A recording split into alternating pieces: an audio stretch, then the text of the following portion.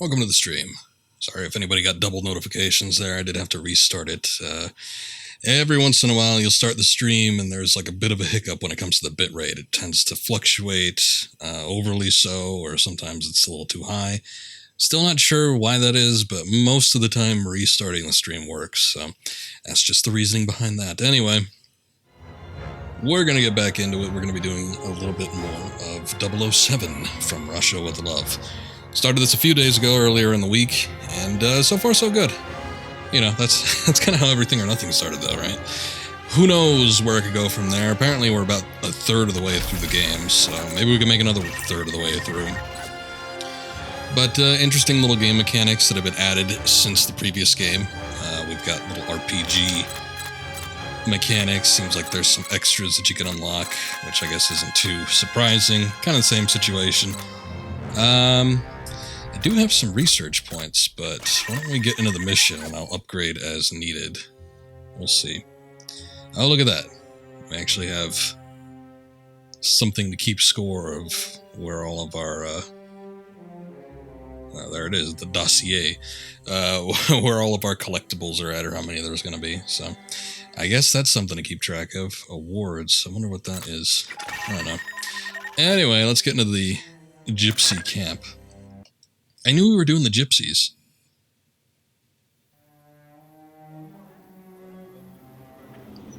I kept wanting to call the stream on Twitch Gypsies, Tramps, and Thieves, but it kept not allowing me to do so. And finally I just changed it. Yes. I think it wasn't allowing the tramps part. Yes, we're ready.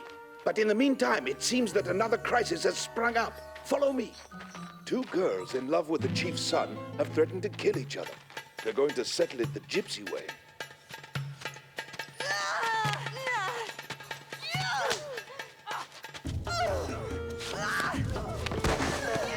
He's a lucky man, the chief's son. Oh, she's getting a little grabby there.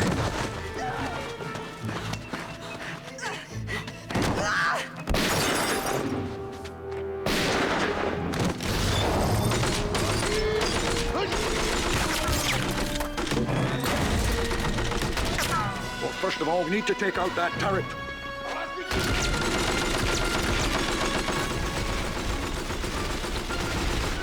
Alright.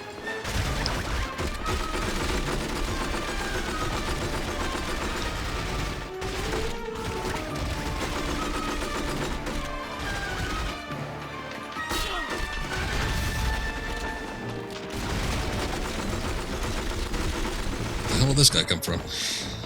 As we've noted before, this is an interesting little experiment in that they've had Sean Connery do the voice for James Bond in this game, but you know, this is like some 40 years after he was in the role originally. He sounds a little bit different. It's kind of funny. The Scarface game has sort of been on the brain lately because I know somebody that was looking to buy it, purchase it of late, and they were kind of like looking up some factoids about it. But with the Scarface game, Al Pacino does not do the voice. However, he handpicked the individual that does do the vocal performance for Tony Montana. Oh my god. In that game. And the reason cited was that his voice had changed too drastically since the original movie had come out, so it would sound a little bit too different, and he didn't want that. But you know, it was still good enough for EA. Hey, I'm glad that Sean Connery got a paycheck. Got no problems with that at all. But it is quite astounding how different he sounds. Oh, okay. Son of a bitch.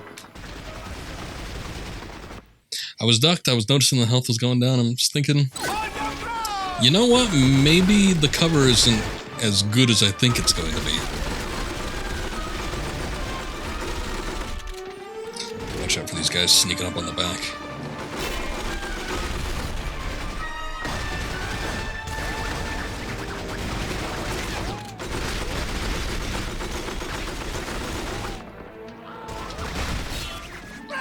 Damn. We're gonna been a good spot to hit that grenade. What is that? What does shooting that do? Okay, nothing. I'm like, just in that particular spot, it seems like it might do something, but maybe not. It's like maybe the cart would roll over, give me additional coverage. Nah.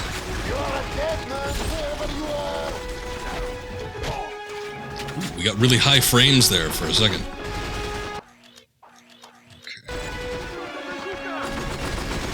That's right, I got the bazooka. Oh shit. I don't think it hit him the first time around. That sucks.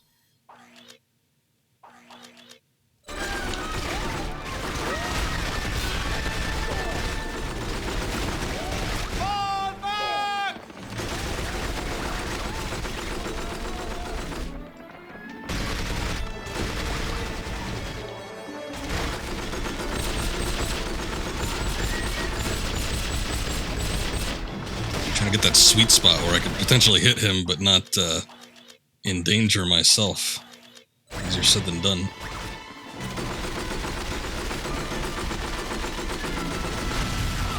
There we go.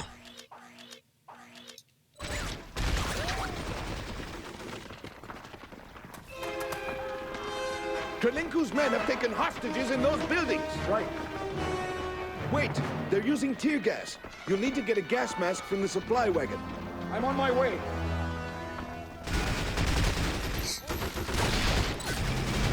Okay, only thing about this.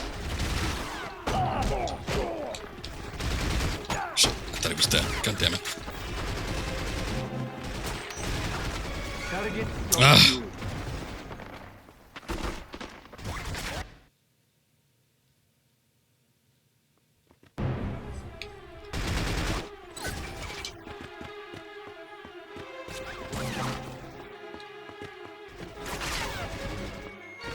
Oh, okay. Just restart with full everything. That's nice.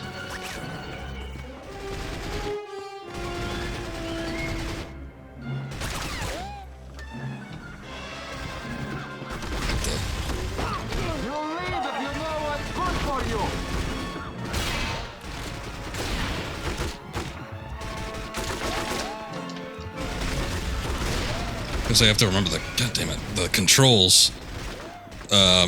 But I think it's supposed to be triangle to take cover on the wall. It's not working with that particular spot, though.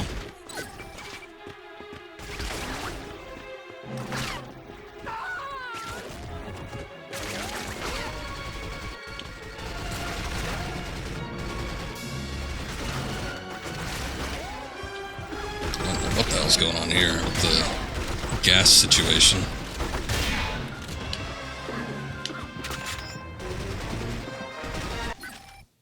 Complex schematics.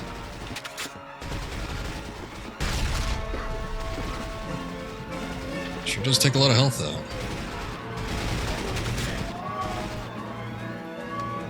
Don't shoot me! You leave if you know what's good for you! Okay. It's a work in progress. Maybe there's a gas mask or something around the area. Maybe I can just go after some other hostages. How about that? This is my favorite Bond movie? Nah, I don't even know if it's my favorite Sean Connery movie. Like I said before, I think we were talking about this at some other point, but when it comes to the Bond movies, I think this From Russia with Love is probably the best quality movie, but I don't know if it's my favorite. It doesn't, you know, a lot of people talk about the Bond movies, and it seems like they favor a lot of the old tropes when it comes to Bond, and that is definitely not this one. This is still in that range where, you know, it was still sort of being a bit of a, sort of like getting their footing. It wasn't necessarily all there yet as far as what the Bond movies were like, but I think it's a really good one. This is up there as one of the best, for sure. I'm a little bit wary about going into those buildings now.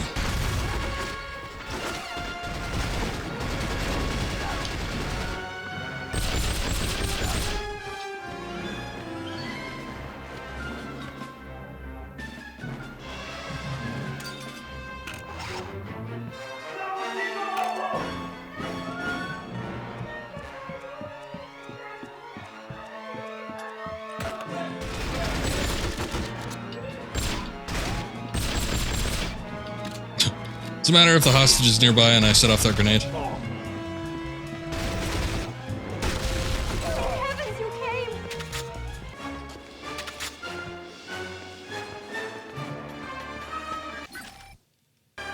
Simple schematics.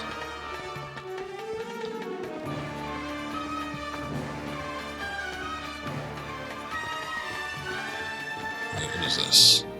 Oh, gas mask. Okay, cool. They probably said that in the cutscene and I just wasn't paying attention. Do I need to equip that? Yes. Oh, is it on? Okay. He wasn't... Okay. He wasn't wearing it in the menu.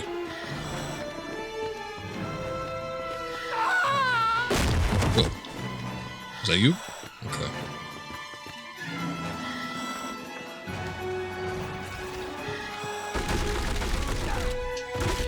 Keep firing!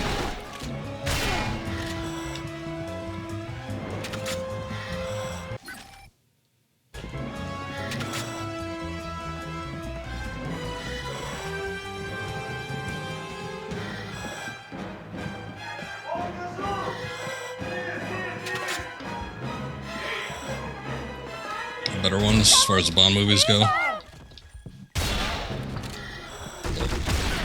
Shoot these guys. Black tuxedo. Perfectly tailored tuxedo. Oh.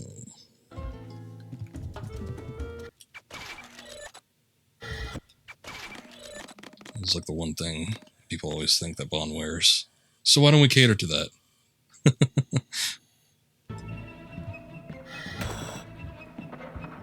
Every movie, Bond only ever wears a tuxedo, nothing else. Yeah, as far as, the best ones, we can go through it by each Bond. Though I think in highest regards, probably at the top of the list is going to be On Her Majesty's Secret Service and Casino Royale. But I think those are two class, high quality films. And you could probably chuck From Russia with Love in there as well. But those three are all very good in terms of the quality of filmmaking. But with the with Connery, I love Goldfinger. I think it gets a little bit slow once they go into the U.S. They're like in the Kentucky area, and the film kind of comes to a halt. And I think as far as pacing goes, it's probably not the best thing. But otherwise, it's a really good film. It's got all the tropes that people want. So, in terms of that, it's just a really entertaining movie. Dr. No, I think is good. I don't know that it's one of the better ones. Definitely feels like a 60s movie. Let's see what happens here. It seems they're preparing for a final attack.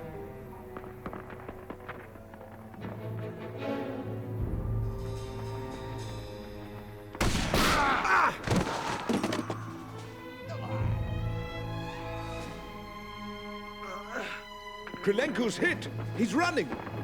But who shot him?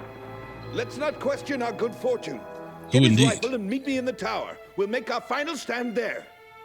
I think it's kind of funny that they have the Red Grant just like all throughout this movie. It's like he wasn't in it nearly as much as this, but they have him here at the gypsy camp. He's like following him around everywhere else. It's like he was primarily just in the train scene in the film, and that was about it. But hey, if we can give him more screen time, sure. But yeah, some people really like Thunderball. I'm not a huge fan of Thunderball. I think it's a really slow film, and there's a lot of nothing happening in that one. I feel like it starts off strong, but then like the whole middle section, I feel, is just a little bit boring. And then it picks up at the end, but boy, does it have a tired middle. I do really think that Never Say Never Again is the superior version of that movie. It's actually quite good. It's just not official Aeon Studio, you know, Bond lore, so some people ain't gonna like it just specifically because of that. Largo in that movie, though, is weird. He looks like Phil Collins. I don't know why they picked somebody so unintimidating, but...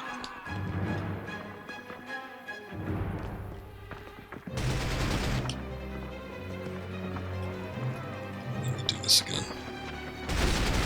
That is a fast-moving sniper rifle. Usually you tighten it up a little bit.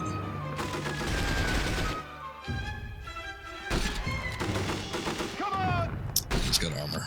Shit. Whoa!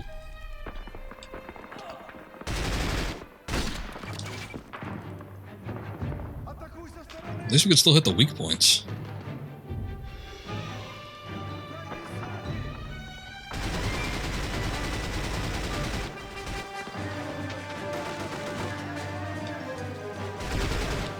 That would have been a good spot for the barrel, damn.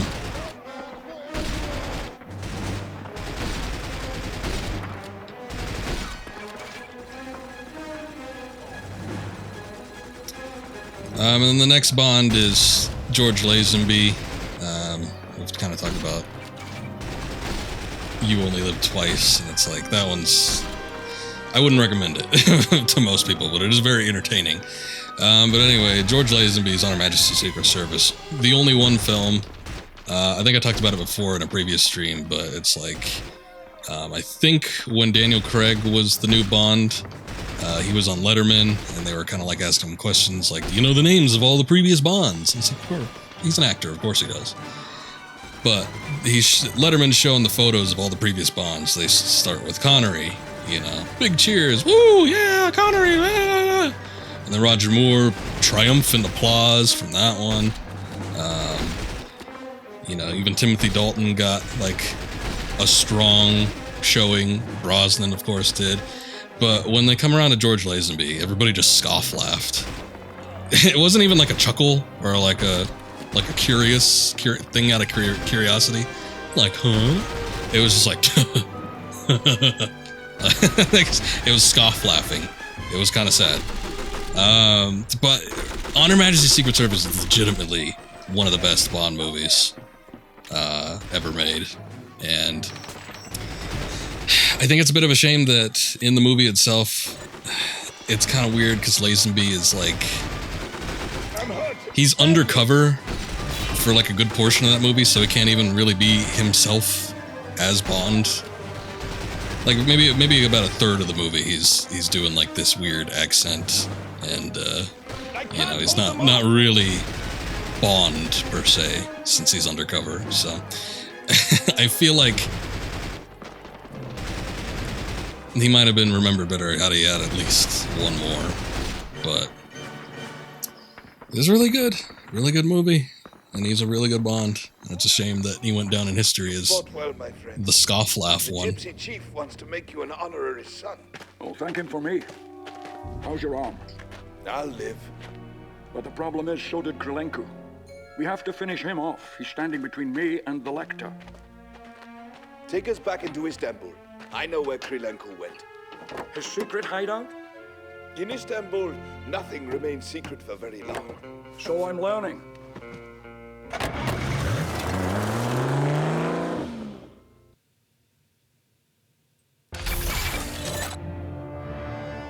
Well, I didn't get any Bond moments out of that one, I think, unfortunately. Nope, I didn't. Alright. But I got other stuff. Well, I just got disabled, that's it. That's a shame. Scoff laughing is the worst laughing, yes it is.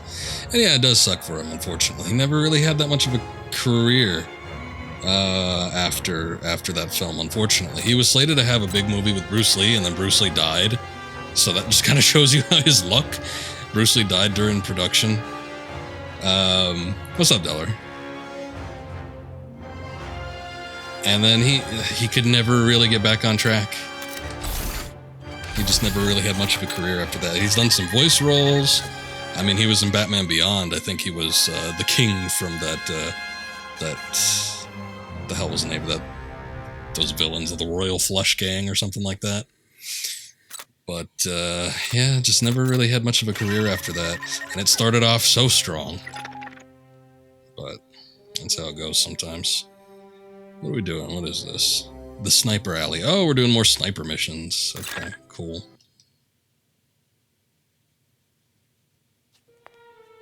Did you tell anyone at the consulate you are coming here? No, of course not.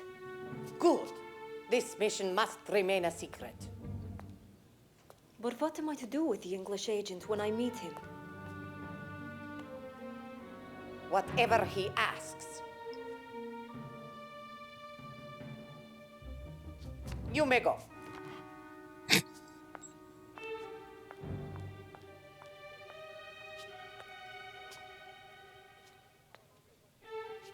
Do you have news of the Krilenko situation?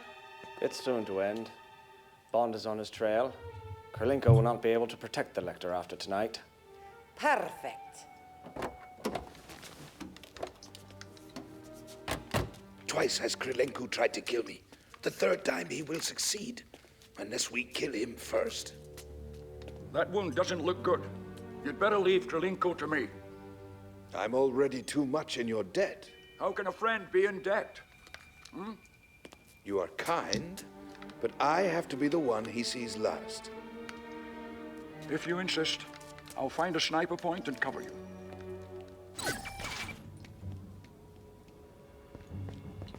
Get to the sniper point, okay. Let's make a point that Daniela Bianchi was a fine-looking woman back in the day. I guess this probably isn't it. But she played Tatiana in the film.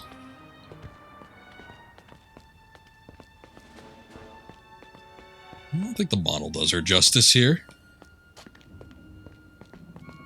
But anyway, yeah, it's kind of sad what happened with George Lazenby, but still, he seems to be over it, so at least he was able to move on. I don't know where the sniper point is or how I'm supposed to access it. I would think I'd have to climb up somewhere, I guess. I don't even necessarily remember what this part was in the film. I remember them peeking out of a billboard. Like there was a hole in a billboard. And then that was it. But I don't think it was like this big to-do. Maybe I'm supposed to go with him. What are we doing here? I leave it in your hands, my friend. Okay. Clearly, I'm very capable. My very capable hands will be able to handle this. I see the dot, I just don't know what... Like how? What do I do here? Oh, I could probably scale this. Raise the alarm! That's what happens when you, like, wait a week before you play a game. Forget the controls. I forgot that I could actually jump over those. He's behind the wall!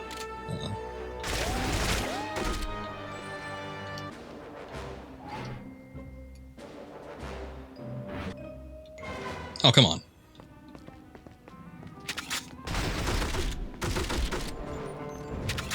There we go. Yeah.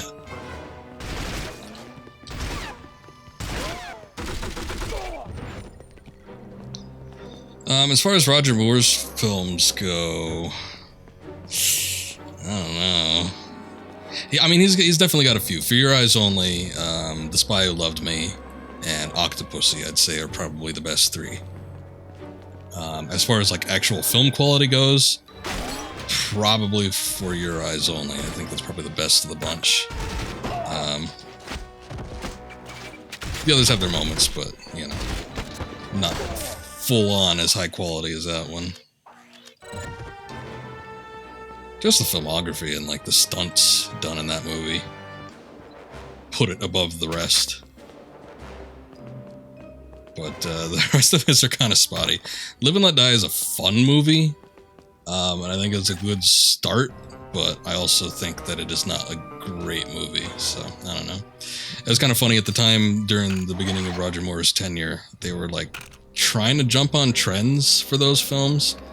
So it's like Live and Let Die was in an era where blaxploitation movies were really all the rage. Is someone there? So that's kind of what they catered to. Oh yeah, no, this is Sean Connery. Sean Connery came back to do the voice role for this game, which is astounding. But, you know, this is like age 70 Sean Connery. So he sounds a bit different than young, spry Connery in his 30s when he made this movie originally. So, but, you know, it's cool that he's in it. And then with the next movie, Man with the Golden Gun, Kung Fu martial arts films were real big at the time. You know, Bruce Lee was doing his stuff, Enter the Dragon had come out, and it was all huge and whatnot, so, there we go. So, they set the movie in Asia. It has an inexplicable scene where there's just like a bunch of martial arts going on and Bond isn't even involved. It's quite odd, but that's how it goes. And then I think by the time they get to The Spy Who Loved Me, it finally just kind of does its own thing as opposed to trying to chase trends. Sounds like a withered Connery? Yeah. He definitely sounds older.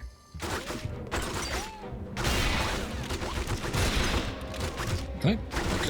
I can't turn that over. Oh, shit. I need something other than the shotgun. Shotgun, this range is not good.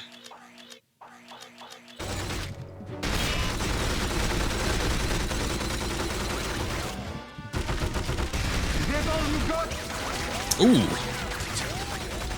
think when it came up from behind, that really did the job that time. I'll look for back here. Alright, I see how it is.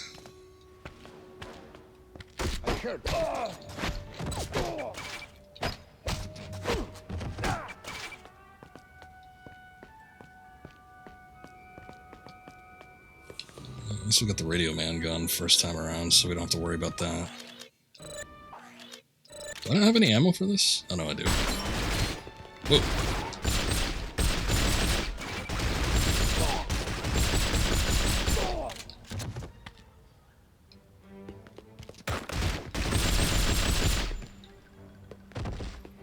And then by the time we get to After Moore, Timothy Dalton's a great Bond.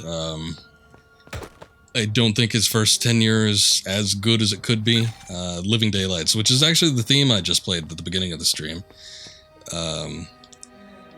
It's okay. I feel like my brain is melting by the time the Mujahideen stuff is happening, so take that as you will. But yeah, it's kind of losing interest about 3/4 of the way through. It's a weird camera angle. But License to Kill is excellent. That's probably up there too as far as like one of the greats in the series goes, but License to Kill is a really good film. And unfortunately, he only ever had 2, and then Brosnan's movies are kind of bad. I know people love Brosnan unconditionally, and I think he's a great James Bond, but oh yeah, his movies ain't so great. They're entertaining enough. They're not like absolutely terrible, although I might argue Die Another Day isn't that great. But still,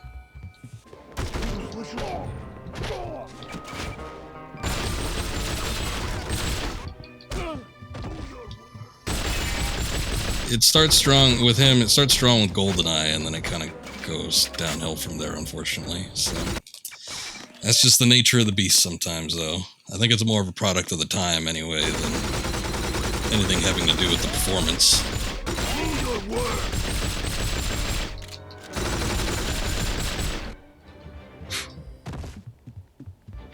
Timothy Dalton always looked like an asshole. To each their own. I think he was great in the role. I don't see him too often. He doesn't. He does a lot of small stuff and he appears sporadically, but he doesn't have the broadest acting career. So I haven't seen him in too many things. Most recently, I probably saw him in a Doctor Who spot, but it was inconsequential. It's barely in it, so I don't know if it's a good indicator or not. But he's really good in the role, and as a lot of people will say, you know, Bond historians and filmographers, he's probably the most accurate portrayal of Ian Fleming's Bond from the novels. So him and Daniel Craig, I think, probably have the most accurate representation of Fleming's Bond. But yeah, he's got that stern personality. And things are already kicking off, huh?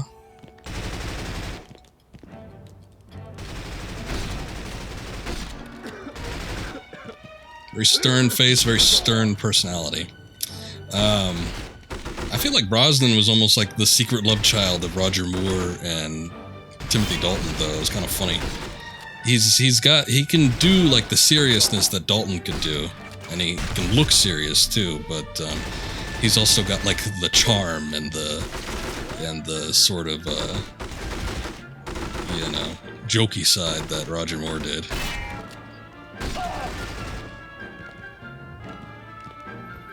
And then as far as Daniel Craig's movies go, he's got a pretty good track record. Even like the worst of his movies aren't necessarily bad.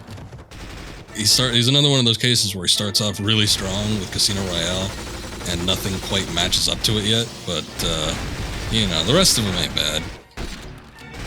Quantum of Solace is a decent action movie with a thriller kind of conspiracy plot.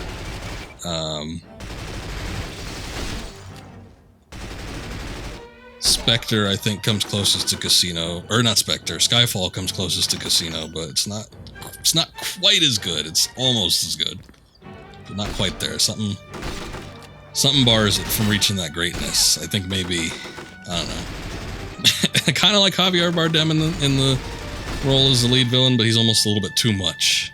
I feel like Mads Mikkelsen is just greatness that you can't match. But, you know, Mads is good in everything he does. That man is like acting gold.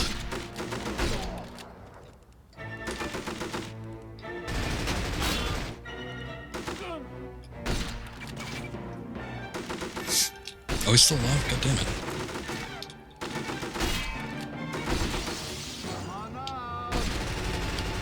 If I shoot you in the face, it really shouldn't hit off the helmet.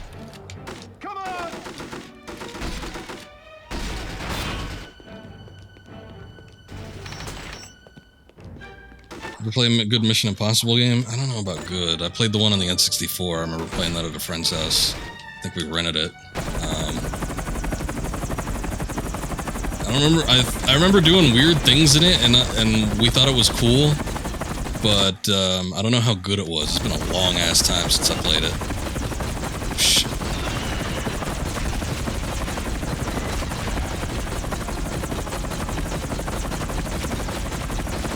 I think there's one on the PlayStation, and I think it's like an upgraded version of the N64 one. I think the N64 one is supposed to be like absolute crap, and then like the PlayStation one is a better one. So if you're looking for one, you might look at the PlayStation version. I hear it's better, but you know, I haven't played it myself, so I can't tell you from personal experience whether it's decent or not.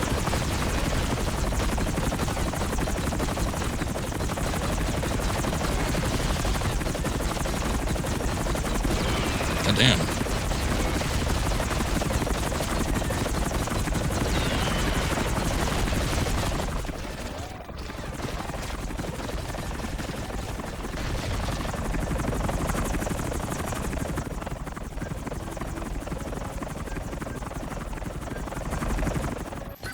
Yeah, there was a Bourne game for PlayStation 3. I remember people making a big deal about that, and then when it came out, like, nobody talked about it. So I don't know if that means anything. I'm gonna try the sniper rifle and see if I can hit the... Shit, I don't think that's possible. I want to see if we can hit the pilot. Yeah, that works.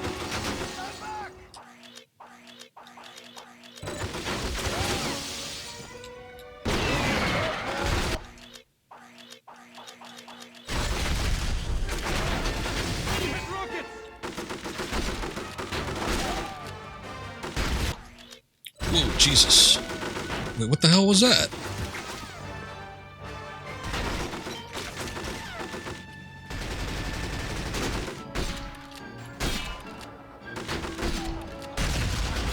Oh! What is that? You just play the demo, never bought it? I wonder if you can still download that.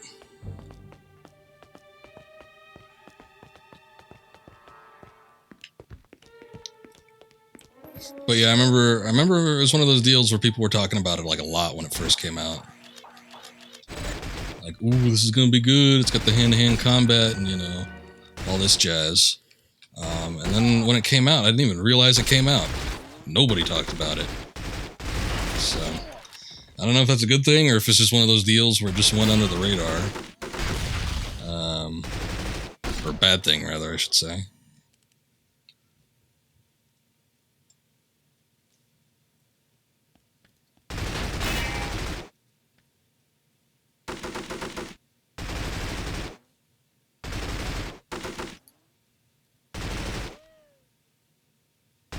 Somebody's coming out of here. What is he shooting at? Look alive, man.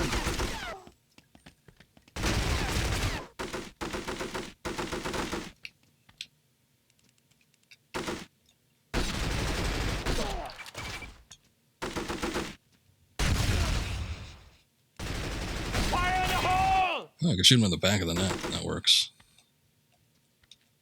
Is the game hard to find a good one? I know, yeah. That's my thing with movie games. 90% of movie games suck. Every once in a while you find a decent one, but hold your breath.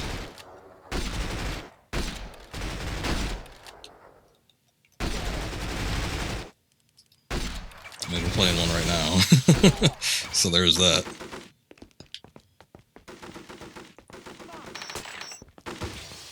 Yeah, I think you're right, because that one either came out, like,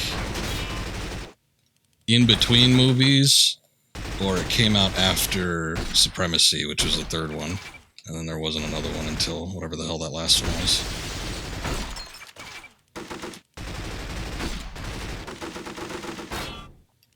So, I don't know. But even independent of films, sometimes you get like these IPs, and it's people just trying to capitalize on it while it's hot, and they end up not being so great. The biggest problem when it comes to movie tie-in games is that they have to meet a deadline. And a lot of times that means shortcuts are taken and quality of the game suffers. So like they usually have to meet the deadline as to when a movie's coming out in theaters. Every once in a while they'll push it back and they'll shoot for when a movie releases on video instead. And then sometimes that grants them a little bit of time. But still, that seems to be the biggest problem with movie games, is just rush development dates. So, where you get not as strong quality checks, just due to the fact that they're rushing to meet the deadline.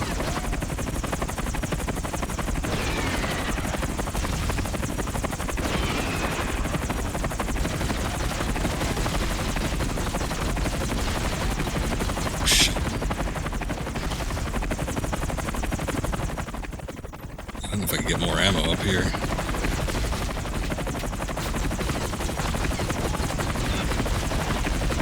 Ooh, damn. A lot of tie-in movie superhero games that came out a week before, yeah. And you'd even get like the little movie ticket, alright? $10 off, or like free movie ticket. Free movie ticket or a discount. $10 off your movie ticket.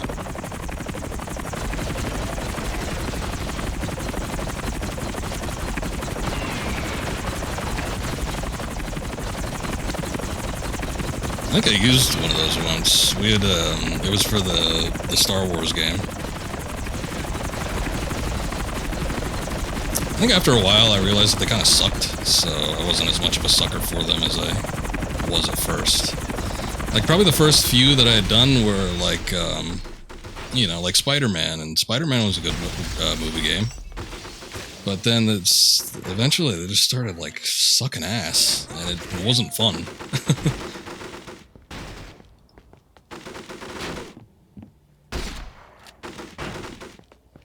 Okay, here's a big problem with this, was that there was... Shoot.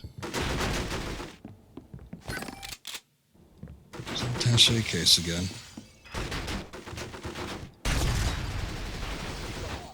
There was somebody shooting me with something fierce. I don't know what it was. Like, I was even up here and I was getting hit. Look at the... Oh, god damn it, there it goes again! At least I see what it is. They're throwing grenades at me. Ugh.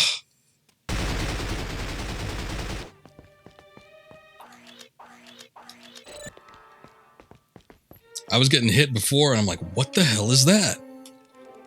Like, massive explosions. And it's like, they're chucking grenades from way the hell over there, managing to kill me. That's ridiculous.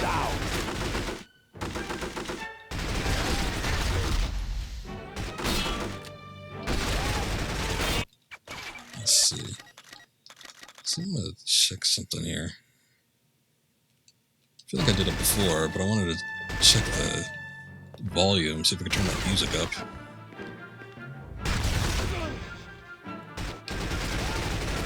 This dude's got an arm, no kidding. No one past this point.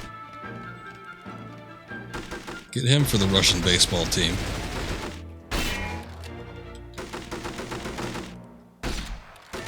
It's off, people. Get the mass shots in.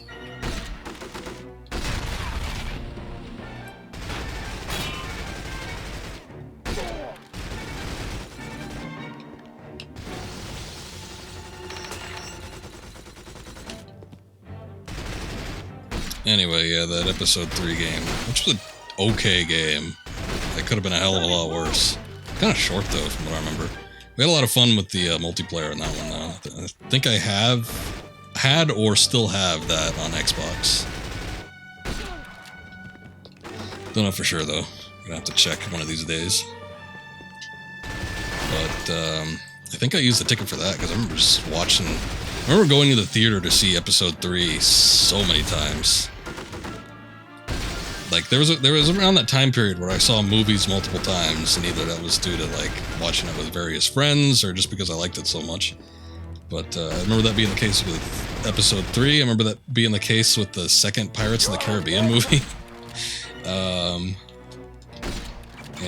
maybe something else. I remember those two for sure.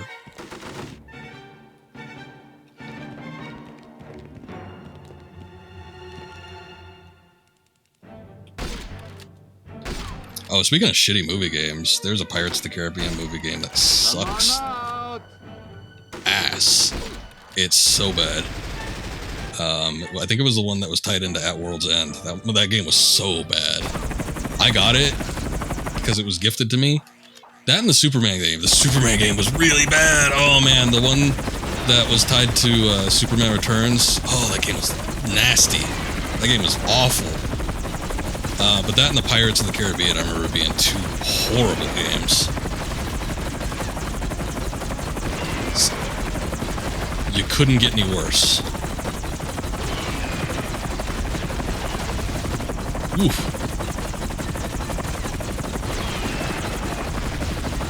Maybe the Sith game is pretty decent. Some of the same mechanics from Jedi Power Battles. What was it? I don't remember. I never owned Jedi Power Battles. I rented it a lot, though.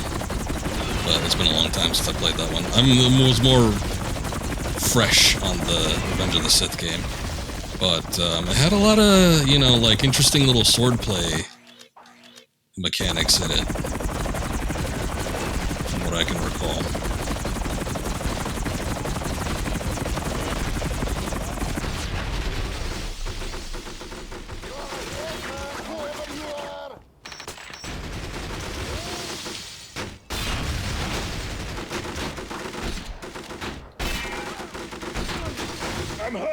badly.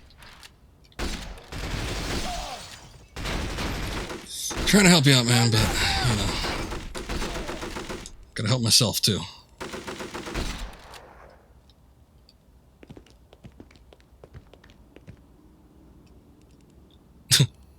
That's the thing I remember. There we go. Oh, shit. I don't remember this being a thing.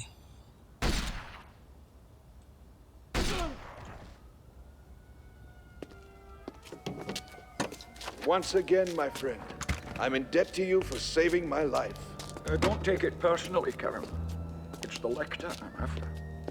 And you shall have it. My son has arranged your meeting with Tatiana Romanova. In that case, I'd say we're even. There we go. Anytime we get to see the lovely Tatiana.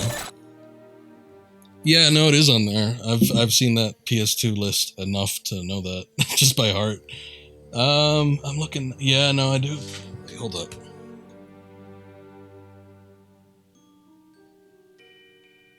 I think I still have it. No, I still have it on Xbox.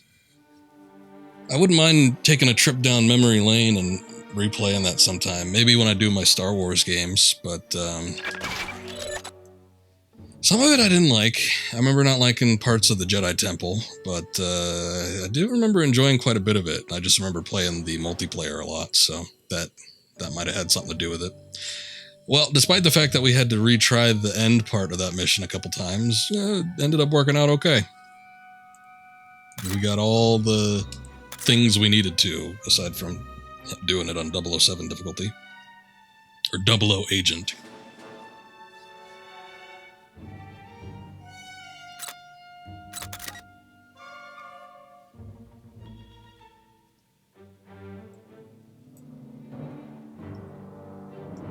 Not that one, no.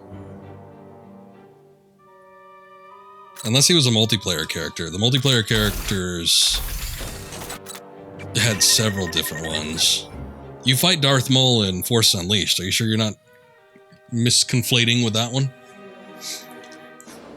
Because the robot trainer dude, he can transform into Maul.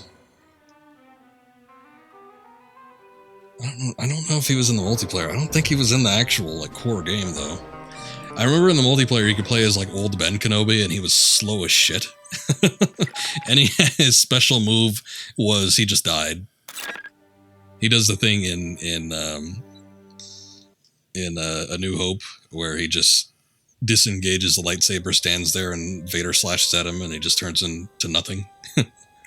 Willful suicide. You are surprised. My friends call me Tanya.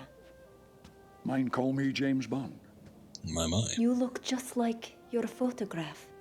You look even better than yours. Thank you. But I think my mouth is too big. No, it's the right size. For me, that is. Great shot of her when she's getting in the bed in the movie. With the Lektor? Do we have to talk about that now? Yes. Just throwing that out there. It's in the vault. I'll be waiting for you. With the lock codes at 12:45 in the operations room. Well, I hope I haven't disappointed you. I will tell you. In the morning. Doesn't sound like her, though. The robot trainer was in Force Unleashed. Unless we moved on to that one and I wasn't aware of it. Inside. And when I talk to the passport clerk, that's your signal to set off the distraction. Good luck, James. Whether or not it was online or not, I'm not sure. It just had a versus mode that was really cool. And I played it a lot with friends. We did the local multiplayer. I highly doubt it was online, but you never know. It could have been.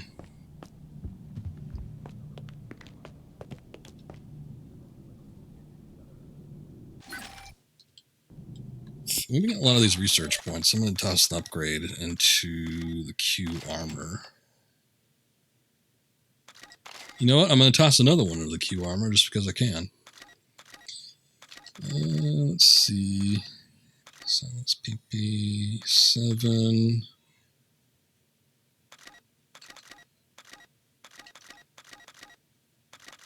I wish I could up the range on this thing.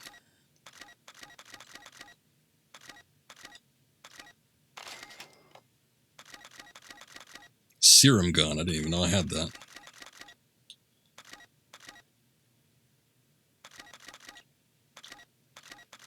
You mixed them up. It's probably been a while since you played it. I always do that with games I haven't played in a while. I'm up the ammo on that. I'm gonna up the clip on that. Speed, I think, should be fine.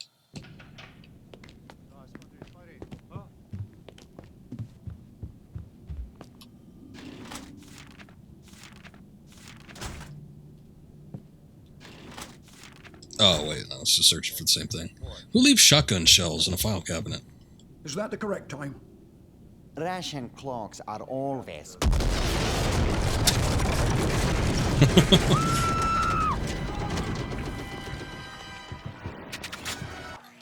Hold up, Bond. Let's not get into it so hot and heavy yet. Use the serum gun to confuse enemies. Oh, okay. Where's that at? Here? What's happening? We're under attack. Hold your position. Nice, you can turn them against each other. He's smacking the shit out of him. He wasn't lined up correctly, but that's alright.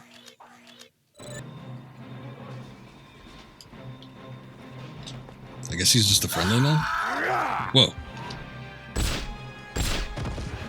Okay, that was weird.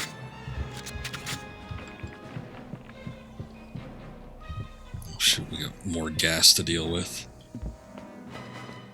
Let's see if we can find a gas mask somewhere. Yes, hello. How do Talk. I turn off the gas? The controls are in the room next door. That's all I know. Copter. Okay.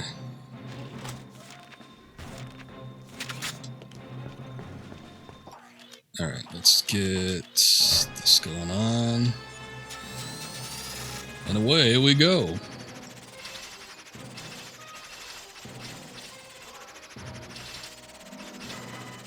It's a little bit of a tight space for this thing.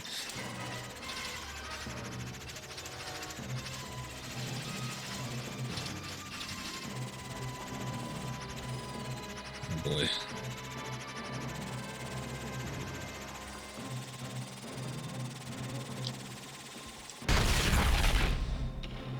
It's a damn shame I didn't see that when he was walking over there. Here, why don't I change this, because I think it kept the special ammunition on. There we go.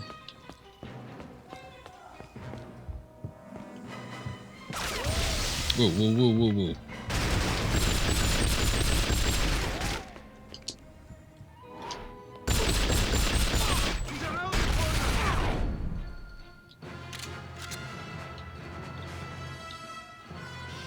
He's behind the wall. Bit of a residual on that grenade damage, huh?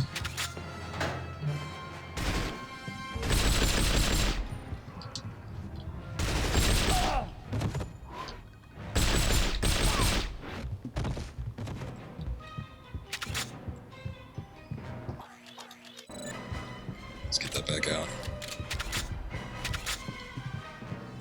Speaking of Star Wars games, I really want to do Republic Commando at some point. I just disassembled my Xbox, cleaned out that DVD drive.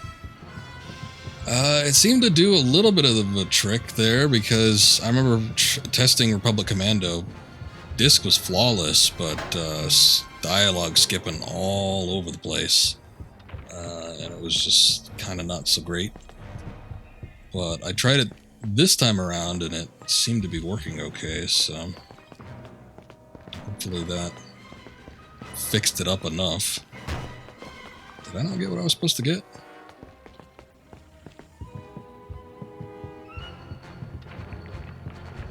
I do have it on PC as well, but it's got those weird issues again with the 4K. Oh, there it is. The gas lever, of course. Yeah, but I like playing the original versions, and if I already have it, I don't really want to rebuy it. Apparently, we looked into that, didn't we? They're porting it, and it doesn't even have the multiplayer. Not that I care that much, but what good is a port known for its multiplayer and it doesn't even have a port of a game known for its multiplayer and it doesn't even have it? The thing better be like $10 or less.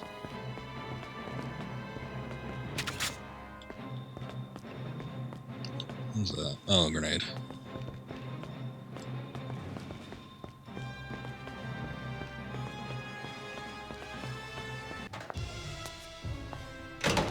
Nice to see you again, Tanya.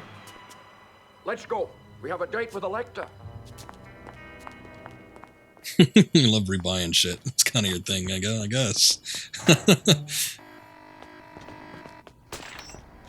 You've told me a lot of what you've rebought.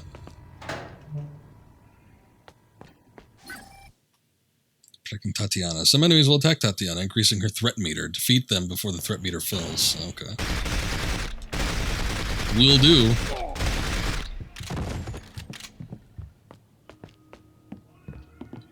Forget the Lektor Decoder.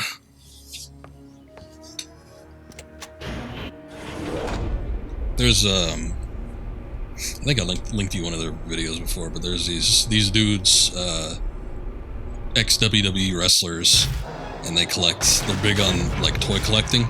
What is it? What happened? This isn't sub-basement 16. They must have taken control of the elevators. Anyway, they're big on toy collecting, and the main dude, Matt Cardona, Stay down, love. he does the same shit. It's just kind of the nature of the game with some people. But he's like, I'm not interested in this, sells it. Or something. Then like a few years or even months later, he's like, shit, you know what, I want that again. And he goes and just rebuys it. Come back for me when it's safe. But, you know, that's what happens sometimes.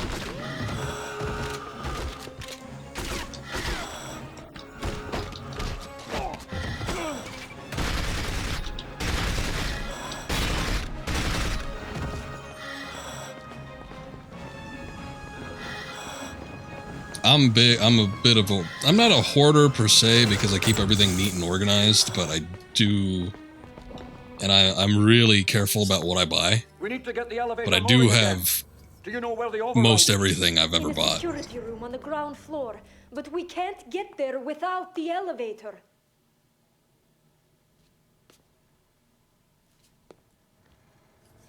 I feel like when it goes into storage, that's time to start reconsidering my choices, which I've done.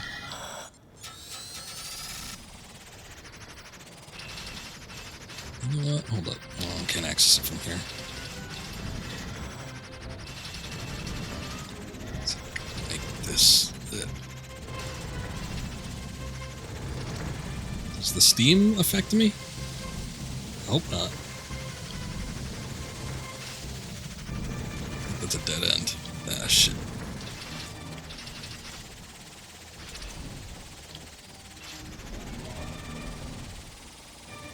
I think I found it. What is that?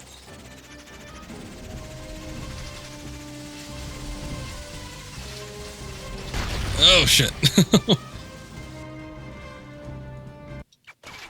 This thing you traded in was the new God of War. Figured you were done with that. Yeah, but then... What if, man? What if? What if you're not done with it? I platinumed it. I still have it. And I do think I'll probably stream it at some point, because I've streamed all the other ones. I even streamed a bit of that one. I just haven't streamed that one from start to finish.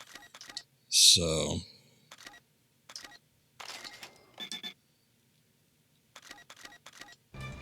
at some point, I'll probably do that, but that point hasn't been now. It was a good game, though.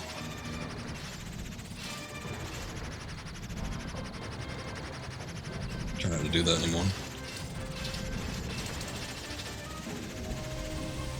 I've never been big on trading, and I know, sometimes you have to...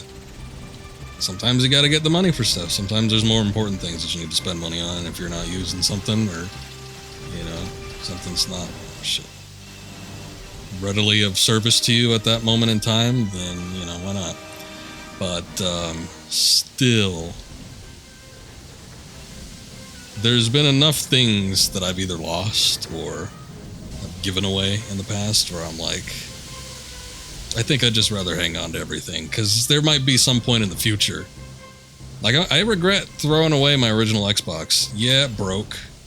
And yeah, that sucks, but honestly, I think if I took a look at it today, I probably would have been able to repair it. It kind of sucks that I got rid of everything, except for the games. But I got rid of the controller, all the cables, and I just had to rebuy that shit when I got my refurbished Xbox most recently. So you put games on a list in the local store, they call you when you're broke, and you're like, well, now's the time. Yeah, and that happens. And who knows, maybe someday. I mean, you know, you can't expect to hang on to everything forever. There might be a point where it will be a good idea to toss some of this crap or sell it at some point. And the way games have been going recently, it's like, it wouldn't be a bad idea to hang on to this stuff with the intention of selling later on, because it might be a bubble, but then some stuff is probably going to keep its value. I think right now we're kind of in this bubble where games are inflating to super high prices, and I think they will start to decrease over the next few years, but I definitely think that there's going to be a handful that's not going to happen. And you're still going to have some of these games that are just worth hundreds and hundreds of dollars.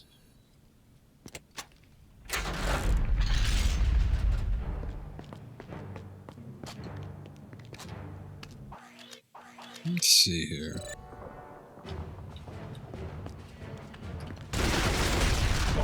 Whoa. That was a little more fast acting than I thought it would be. What kind of lab is this? Oh yeah, we talked about that. I traded in the Master Quest. That kind of sucks. I gotta be honest.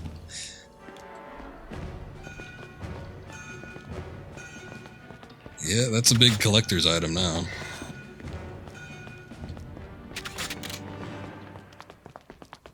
Right here. Hold up, we gotta get that other mask on.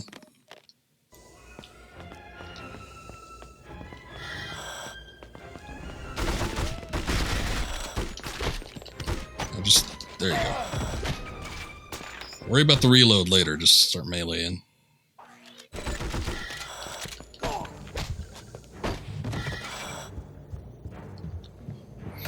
Okay, give me that armor.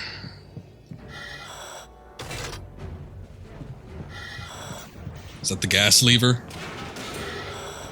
What are we doing here?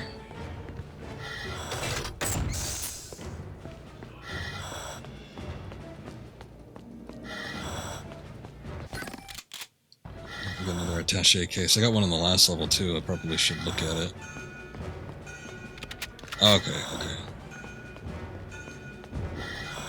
I think that got rid of the gas in this room, but it didn't get rid of the gas everywhere. There's not an additional mask? Uh-oh. That sucks. Let's see. What if I unequip it and re-equip it?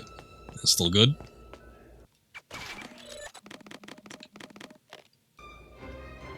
Nope, it's dead.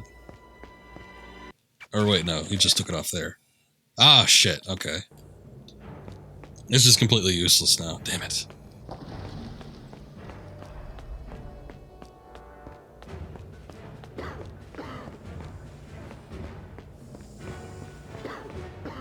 I'll go back here and see if I can get another one.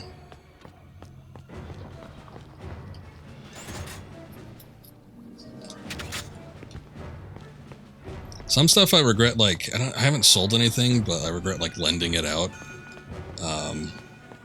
We get another one, cool. But, like, I think I've mentioned to you that friend I used to have that made off with a bunch of my crap. PS2, some games. I think he's got my Pokemon Blue, which those are a little hard to come by now. He had a couple other things, too. Nothing super important. He almost made off with my gold cart, Majora's Mask, but I got that back from him like months before he took off, so Fortunately, still able to hang on to that one. But yeah, that one was a close call. You hunt that guy down. If I knew where he was, there'd be hell to pay, but I don't know where he is, and probably better if I didn't, because you never know. Something like that happens. Usually ends with someone going to the hospital and someone going to prison. And, you know, depending on how that goes, it's probably not a good thing in either case. Cool sink usage. Can I make it up here then? I can obviously see that there's something in there. I'll try it one more time. I don't want to waste these things.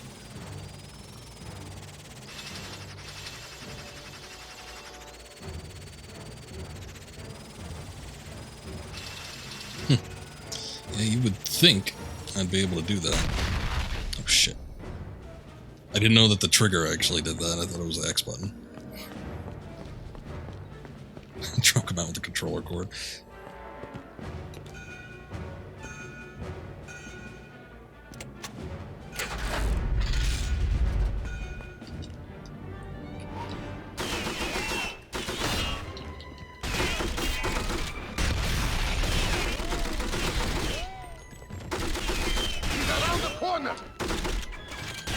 Or not. That dude is always a pain in the ass, though. Should have seen something like that coming, but that's how it goes sometimes. One time I lent out a Klonoa Door to Phantomile to some kids. Friend I knew that had some kids, and I'm like, oh, I bet they'd enjoy this game. Oh my god, every game, I lent them several games, and every game came back looking like they were using it as a chalkboard. As deplorable state. And that game is pricey. I don't know if you've ever seen how much that one goes for online, but it's like...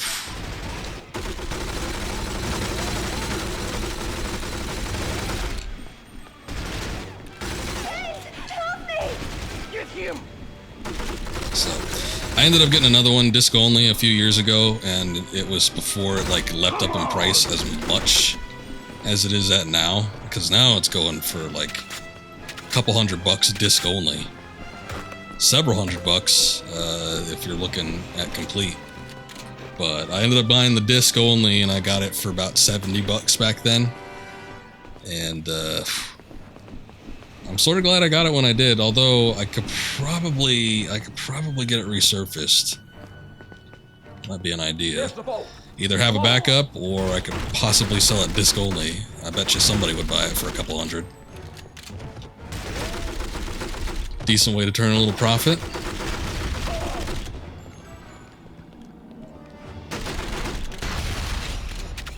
Yeah, that wasn't the case with him. I know what you're talking about, though. You lend something to some people, and they're under the assumption that they're getting it, like, long-term, or just permanently.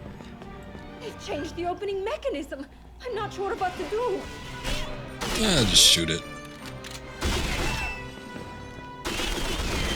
It's a big safe. Who knew that it could be defeated so easily?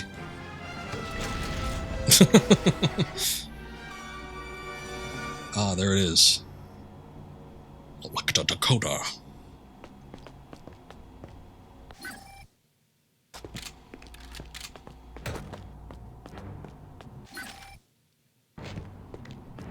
He wasn't necessarily what I'd call underprivileged, but he didn't have like a ton of games. The one that I lent stuff to, so it's like, you know, we'd usually lend each other something, albeit not in equal value. But yeah, I think a lot of stuff, because I think I've forgotten what most of it is by this point, but I think a lot of stuff that I've found is either like is probably missing, like I don't know where it is.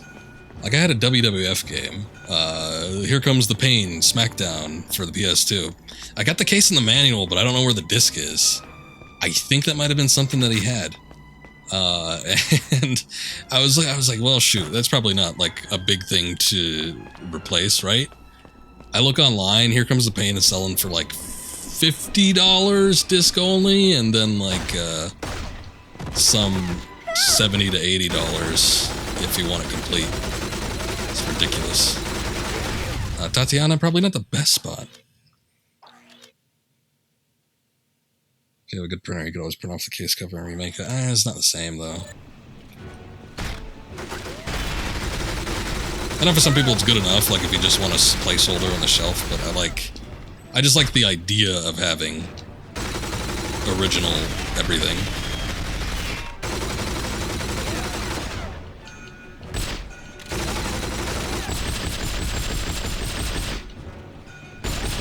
Again, Tatiana, not the best spot. People make reproduction cases though. I've gotten a reproduction case for like super expensive games. Samurai Western on the PS2. I just got a repro case because I found the disc only and I got it for a really good price at a local shop here. But boy, if you want the original case of that game, get ready to pay out the nose. So I'm just like, that's never gonna happen. So I just got a reproduction case on that one. Looks good. Skies of Arcadia, I got one. That one doesn't look quite as good, but again, another one of those games where if you want like the original case and manual, yeah, that's gonna be a pretty penny to pay for that. For selling purposes, posted as I know, yeah. Thing is, I hate it when people do that, like when they sell it and I have a good eye for it. Especially if it's something that doesn't have a manual, because a lot of those reproduction cases they don't have with manuals. So it's like if I was selling it, I'd hate to do the thing that I don't like people to do to me, like trying to pass it off as, you know, oh yeah, this is complete, got the case and everything, not the original case, but it's still a case.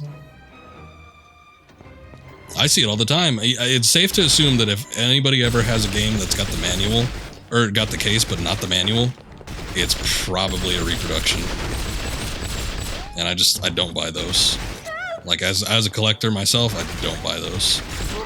It's got to have the manual. It's got to be complete. Otherwise, in my mind, it's probably not authentic.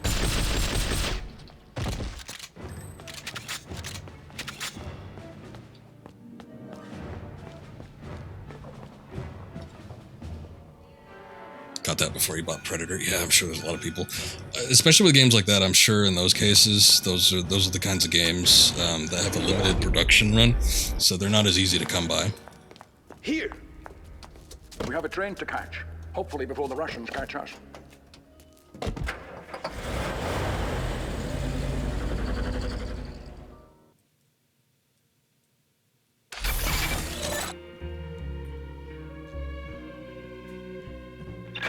Serum. Don't get a little tricky here and there, but all these fakers and counterfeit goods. Yeah, this is where the real spy work is at.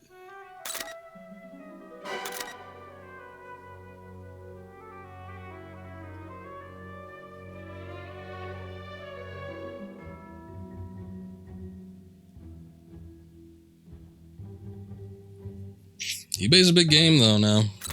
It's gotten a lot harder over the past few years, just because of the collector boom that's been happening of late. I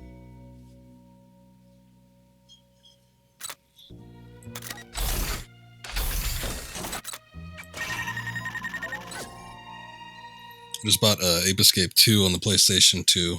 Not that it has anything to do with what we've necessarily been talking about, but just on the topic of eBay, I bought a game from there, and it was like very good condition, you know, plays, and then I look at the screenshot that they show of it playing, and it's like, I didn't realize it when I bought it, but then I was realizing it like after the fact. I'm like, they just showed the title menu. That's not really core gameplay. I open the case, everything looks fine. The case and the manual look fine. I look at the disc, oh my god. It was like somebody took a knife to it. It was really bad. I had to make a trip to the store today. And I had a couple other games I wanted to get resurfaced, but I definitely took that one over there. But it looked nasty. I'm sure the PS3 could read it, but I ain't taking any chances, not with crap like that.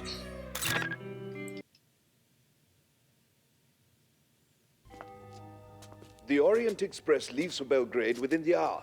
We have to be on that train. The streets are going to be crawling with the Russians looking for us and the Lektor. We'll split up. 2 targets are harder to hit than 1. See you on the train. Agreed. Good luck, my friend, as always. Ooh. Hey, this isn't the DB5. Subdue enemy vehicles. Oh, we got 30 enemy vehicles. Holy shit. I mean, 10 minutes, I guess, is a long time, but still, that's a lot of enemy vehicles to subdue. We still got the tire ejector thing, so that's cool.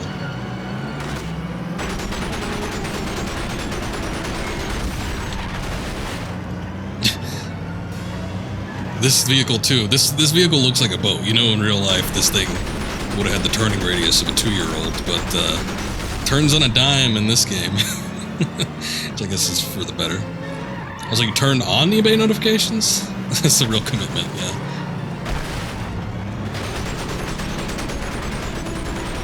I thought they were on by default, but yeah, I usually have them on, and they're, you know, the thing that bugs me and that really gets me, like, as far as FOMO goes, is when there's an item I just looked at, and it's an auction, and it's like I wasn't necessarily interested in bidding on it, but when that notification pops up, like 5 minutes left, I'm like, oh shit, do I want to get that? And then I got to consider it. There's been a couple times where I've popped in a bid just because, you know, I got the notification for it. But that's how it goes. It's a dangerous game.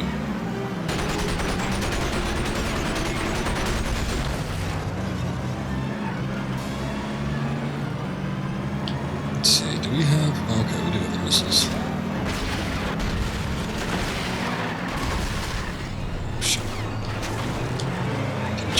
Off the road.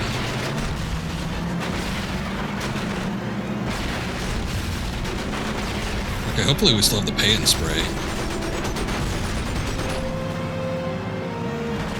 8 notifications.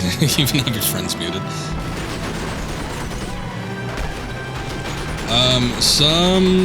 There's some chats like Steam. I don't have too many people that like bug me for no reason on there, so I leave those on. And then Discord, you can mute certain rooms, but there's a couple things where I kind of need to, just because of commitments, I kind of need to have those notifications on, so I leave those on. But you know, it's not super imperative. But the eBay ones, yeah, I usually leave on. But it's mostly because it's primarily for like shipping notifications and whatnot, or like delivery notifications. But you know, when you have them on, I don't know if you can select what specifically it lets you in on. So it's like if you turn them on, you're gonna get those auction notifications.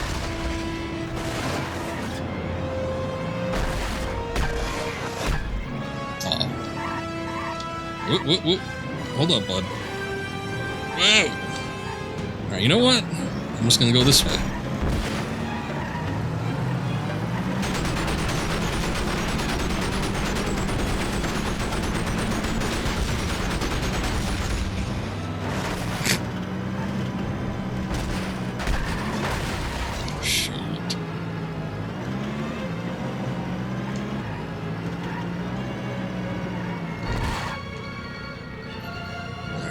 Come on, pan spray, come on.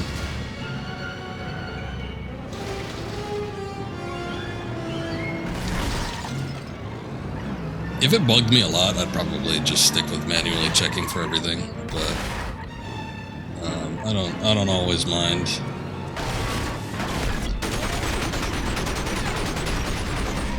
I don't get a ton of activity on that phone by default either, since I changed phones and I neglected to tell a number of people.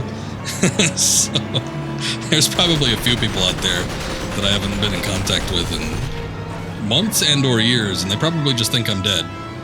But truth of the matter is I switched phones, switched numbers, and I haven't told everybody yet, so. But I've been fine with the way it's been going so far.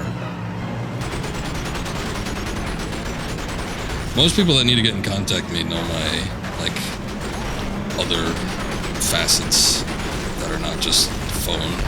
Phone is almost strictly for, like, family. So if it's, like, just a friend or something like that, then it's, like, kind of whatever.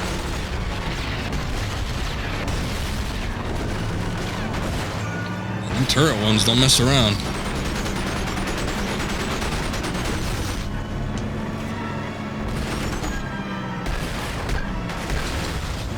What the hell? They got the tire punchers too?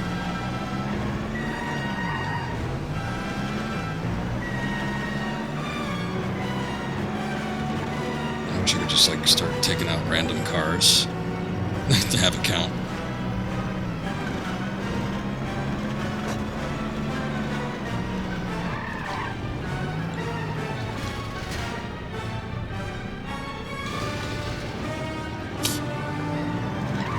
Let's see what we get.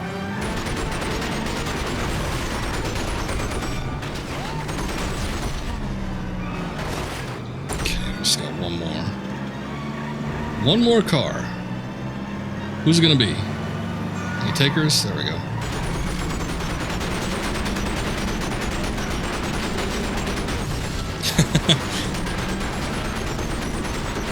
If you want to get a hold of me, just write me a letter.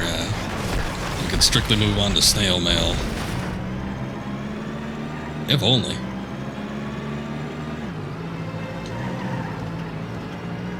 I'm going off the grid for a few years. If you need to get a hold of me, just write a letter. Uh-oh. Uh-oh. That ain't good. Oh, shit. That car saved me. Otherwise, I surely would have hit that barrel. I don't even know if that was an enemy.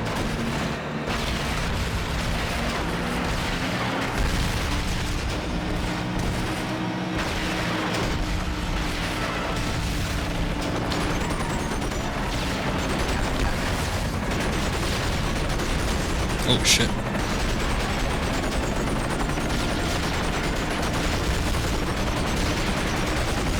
We got a truck with infinite barrels and a helicopter.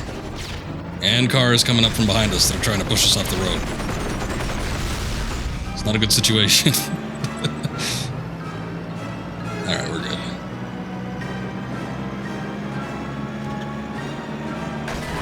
Oh, come on.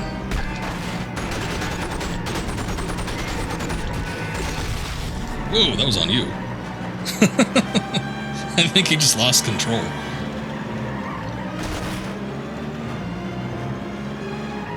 Alright. Made it to the train station with 4 minutes to spare.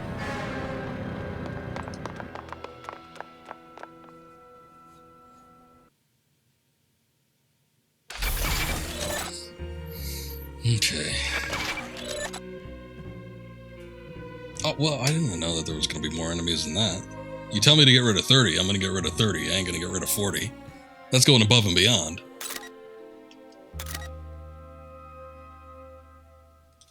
Whatever works, I guess. So far, the vehicle missions have been pretty decent, unlike the previous games. They've just been horrible or not as fun as the core game. But I feel like that one was fairly generous, so.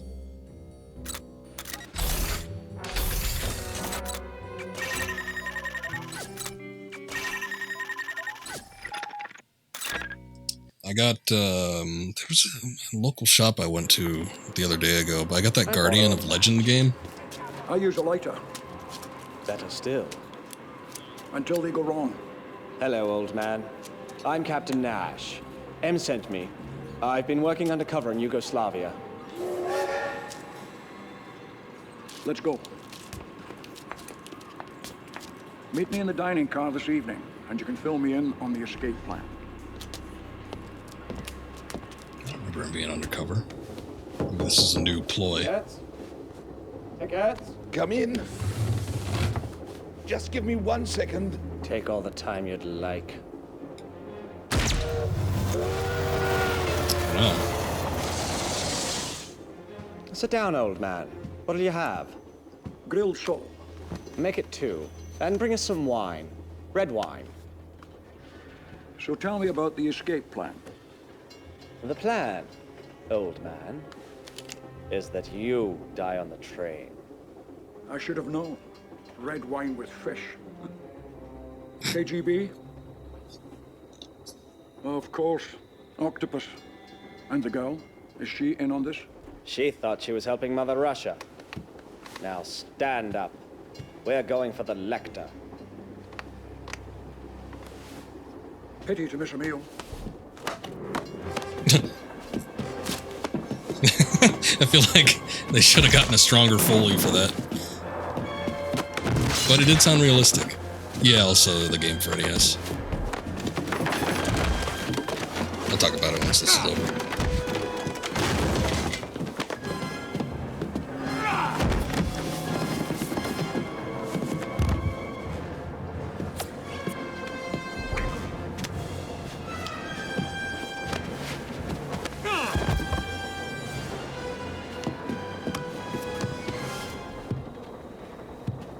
What the hell? Take care of him. No, Donald the Red Grant would want to take care of Bond personally. Briefcase turret. The briefcase turret can be used in strategic places to help you defeat enemies. Okay. No, the other guy. But anyway, yeah, the reason I bring it up is because you're here. Who was talking about it? Was it? I think it was Knowles, maybe? But he brought it up before. He was talking about how it was crazy expensive. I paid $13 for it. But I remember seeing that at the game. I'm like, oh yeah, Deller was streaming that or something on his multi-cart. Or he was, either you were streaming it or you were looking for it. But I saw it at the store there. Good looking cart. Needs a little bit of a cleanup. Just in the top. Looks like it's just got some dirt caked on it, but seems to play okay. But anyway, a decent little game. It's kind of fun, kind of interesting. Sort of reminds me of Blaster Master, just because you have the vehicle segment, and then you have like the top-down, action shooter segments. So, but anyway, I got it for like a really cheap price, like $13. I remember somebody was saying it was super expensive. And when I saw it at the store, I'm like, that can't be the same game, is it? But pretty damn cheap.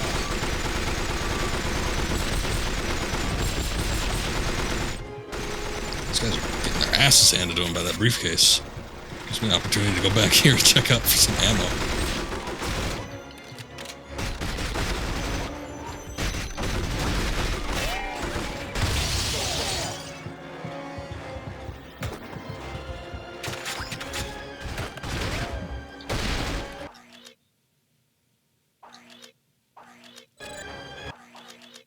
He was being sarcastic.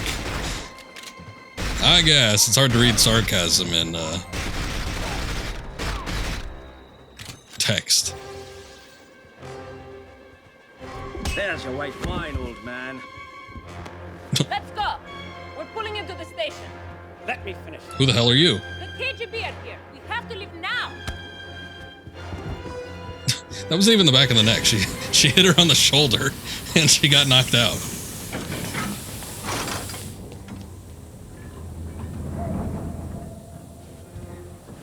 Tanya, come on.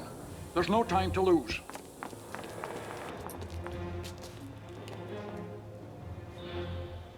What happened? We were duped. Octopus has been playing us against each other. Stay close. Neither of us has any friends here. I have to get the Lektor back.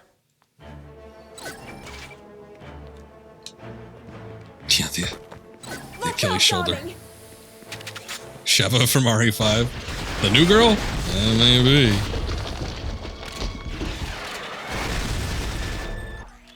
What the hell?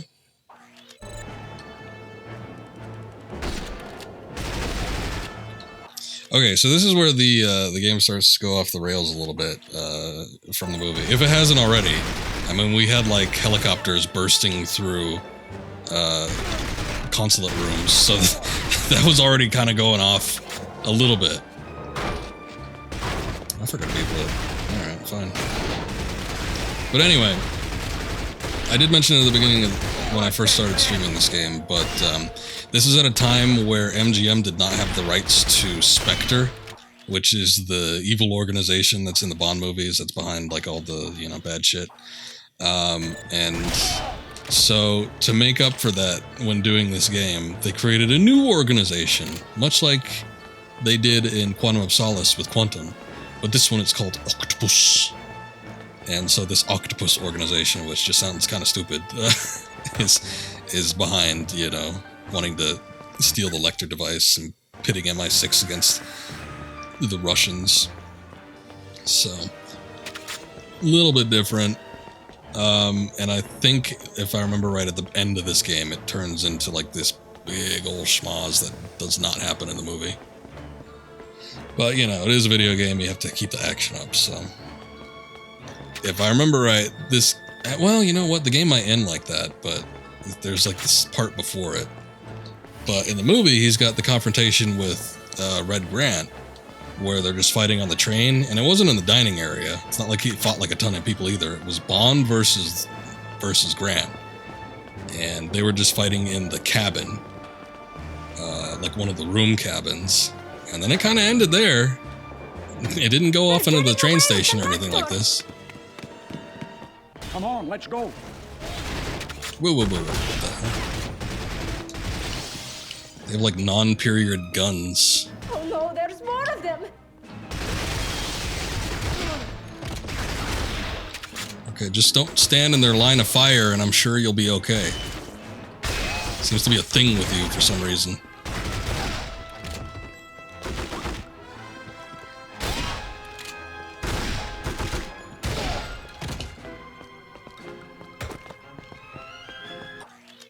Let's see, did I get any? Okay.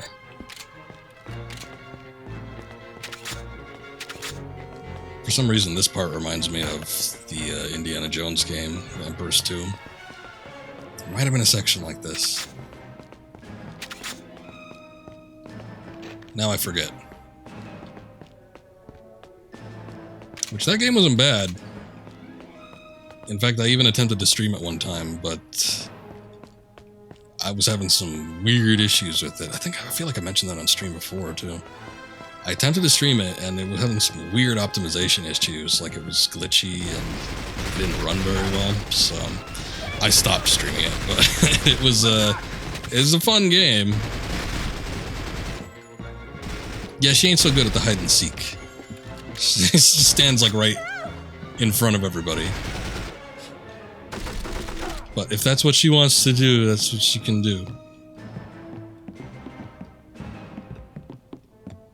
Okay. I don't want to rappel off of here.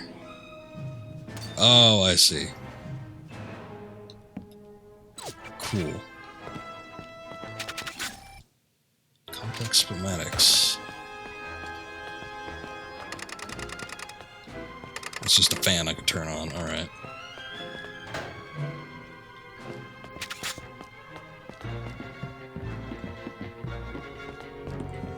Okay, we're probably in a decent way right here.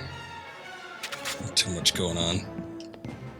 Well, I just need to get to the other side, though, because I think there's a control switch or something going on over there. Let's see what we can find. Oh, no? Huh. I guess I still need to get over here.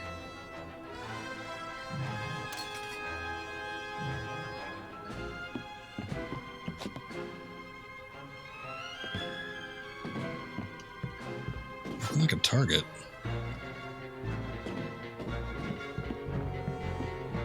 I didn't miss something in here, did I?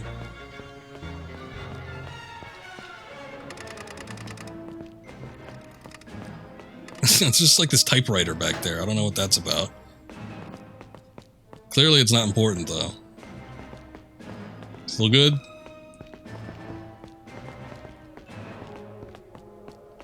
Huh. What's the objective? Protect Tatiana and catch Red Grant. That's what I'm trying to do, damn it.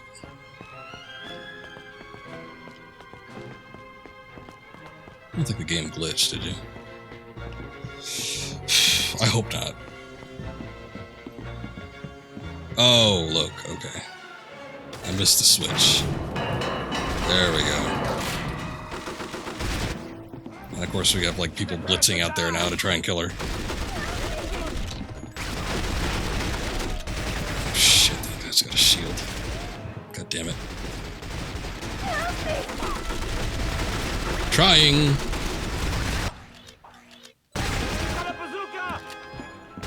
Yep.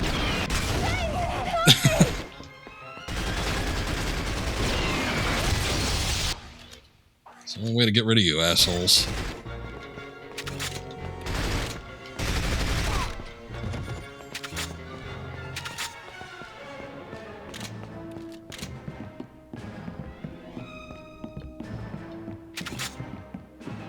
You know, thinking about it, they've since released the Infernal Machine on GOG as well. I know Emperor's Tomb came out on there, but I think they released the Infernal Machine after the fact. I should really see if those are in a more playable state now, because I kind of got a hankering for it. You know that originally as a concept, Indiana Jones started off as, you know, a sort of homage to Bond. When Lucas and Spielberg were coming up with ideas for a movie, originally the idea was Son of James Bond. And then they came up with a time period, and it changed a little bit, but they wanted like a globe-trotting, you know, action-adventure with evil organizations and, you know, devices or MacGuffins, as they call it in the movie industry. Objects of interest and or power. And yeah, the Indiana Jones films started off as really heavy basis from James Bond, so might be a decent progression to get into one of those after I finish up with these guys here. Probably not the There they are. what you call them, the point and click adventures, though. As much as I like Fate of Atlantis, I just don't think that'd be good streaming material. Last Crusade wasn't bad either. I think Fate of Atlantis was a little more palatable. Sorry. Oh, shit.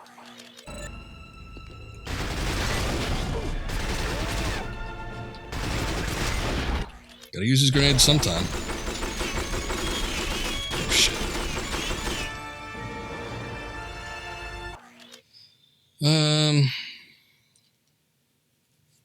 Mention Indiana Jones Emperor's Tomb. Looks like a PC version is best. And $5.99 on Steam. I didn't even know it was on Steam. I know it was on GOG. I didn't know that they had a Steam release, though. If it's rated good and it's got... You should check. I know you were interested in getting an Indiana Jones game. You should check and make sure that it has controller support, though. I know that's kind of been off-putting for you in the past. Shit. And people rate stuff as good, but a lot of people on Steam don't mind when there's not controller support.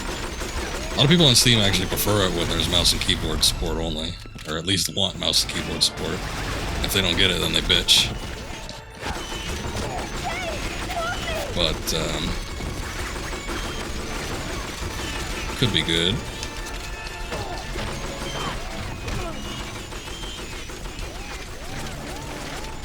I know, yeah, it's hard to pass it up, like, if you want a physical copy, but then you see, like, there's a digital version of it somewhere for a fraction of the cost.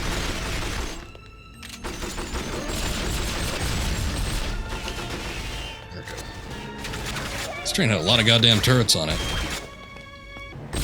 Partial controller support. You never know what that means. Sometimes that means that it works. Sometimes that means it kind of works, but not good enough.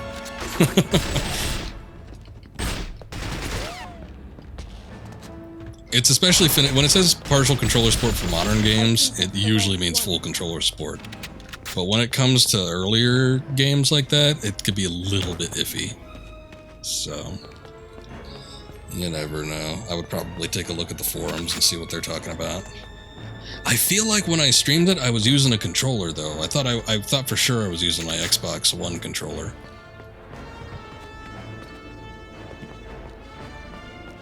But that was the GOG version. I don't know if it'd be much different.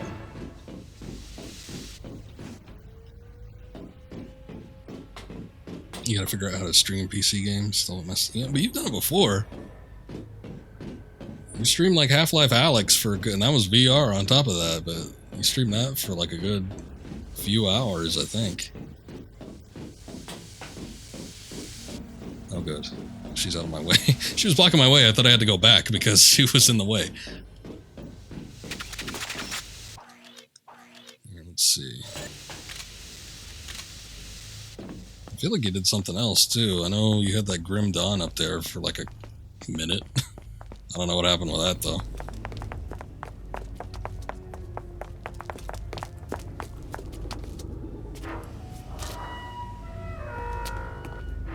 So you had me deliver it on a plate.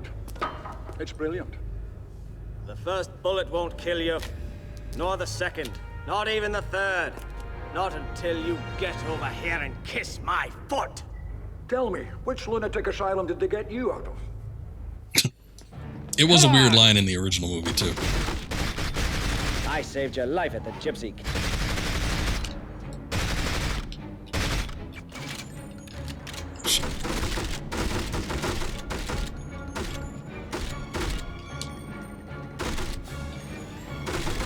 Let's keep hitting them weak points.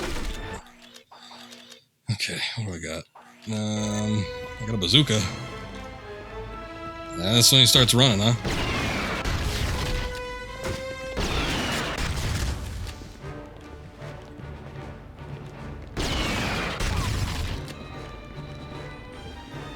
I'm your guardian angel.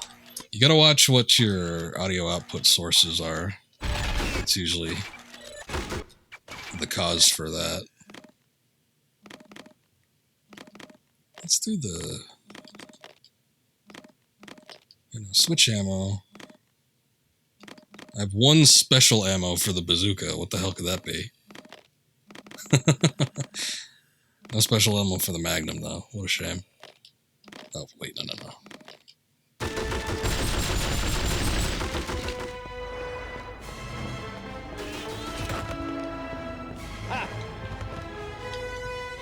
Ooh!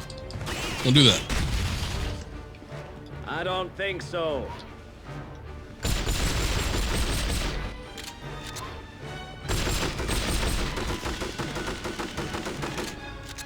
Die already! Damn it. Damn it! Wrong spot.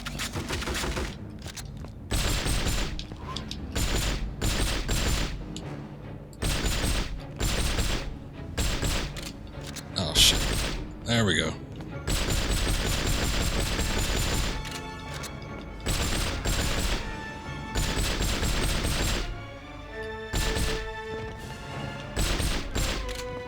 Thank God I never used any of the special ammo before.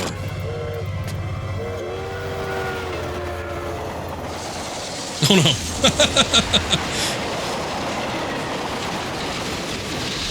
Well, he definitely didn't die like that in the movie. Sorry we're late, Mr. Bond. Where's my dad? I'm sorry. Your father's dead. The Russians. Octopus. They've got the Lektor. Take the girl to the safe house. I've got some scores to settle. I should hear soft ammo. It sounds like that, doesn't it? It's a silenced pistol circa 1963. So, not that I necessarily know what that sounds like by heart, but I'm assuming the reason it sounds weird is because it's a early era silenced pistol.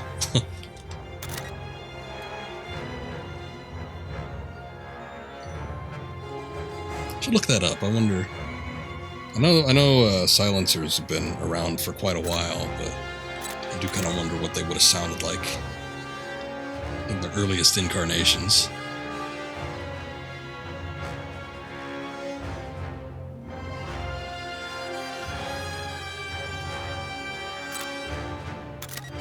There we go.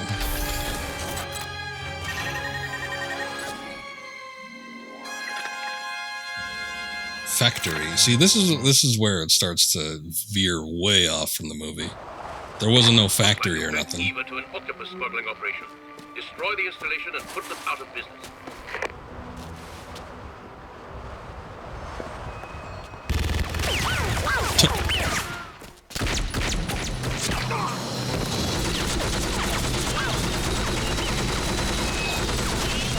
Shit, they got the jetpacks and everything.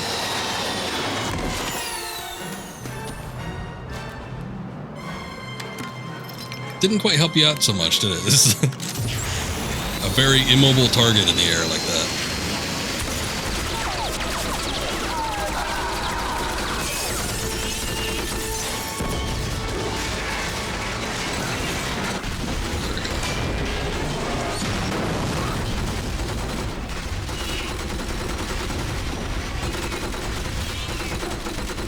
I realized when I was doing the jetpack mission before during the last stream, I was not using the targeting, so I made it that much harder on myself.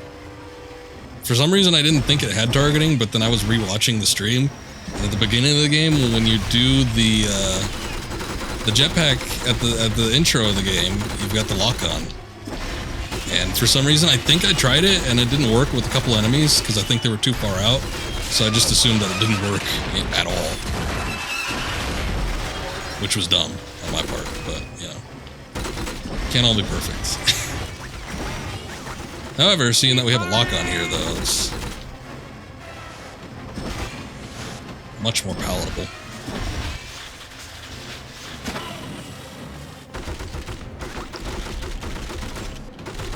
Whoa. That guy just threw... That guy threw a grenade and it bounced off the back of his friend's head. And then fell right in front of him. But we got a... Yeah, that was a big oops on my part. But, you know, like I said, we ain't all perfect here. It definitely made that mission very intense, though. Okay. Everything except for the bazooka is... Okay, the assault rifle, I guess. Get the old ammo back on. Let's see, what do we have here?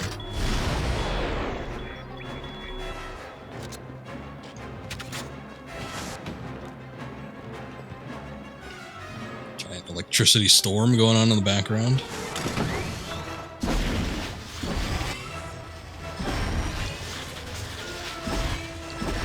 What are you doing, Land? Oh, it's locked.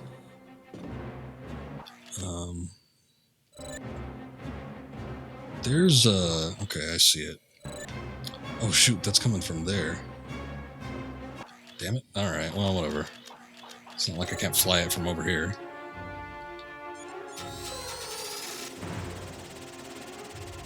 I thought I saw a vent, and then I didn't think I saw a vent.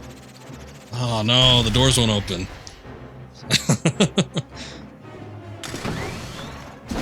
Damn Spectre and their sensor doors.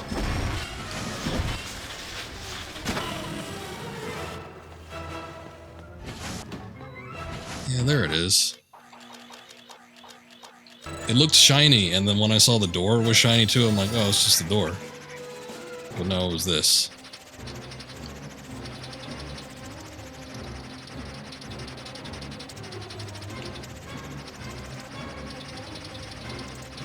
Alright, Dollar, thanks for hanging out. I know it's a bit of a late one right now, so... No problemo, but, you take care. Good chatting with you as always. Probably hit you up again when you're streaming, or vice versa.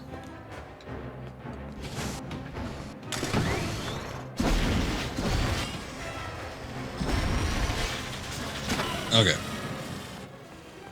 Now we can get in here. What's in here? Nothing. Complex schematic. spikes. Serum darts. Oh, there really wasn't really much of anything in here. Well, shoot. Okay. I mean, a couple things. Sort of useful. I thought that it'd be important, though, like we needed to get in there to progress. So... okay. Looks dangerous.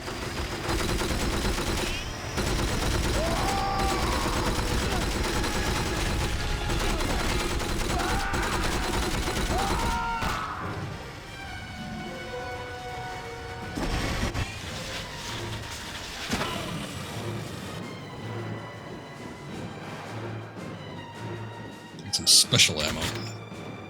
Specialist from G rounds.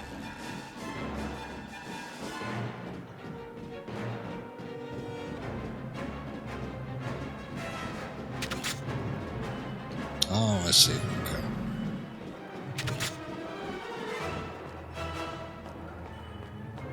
So I know that we're following the girl. Oh, shoot. Oh, I need to get back in there. I wanted to plant the bomb.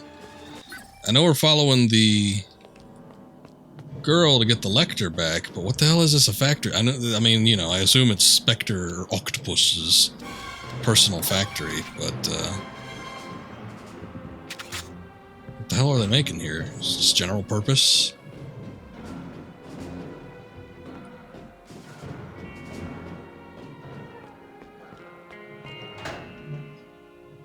Maybe it's a cover.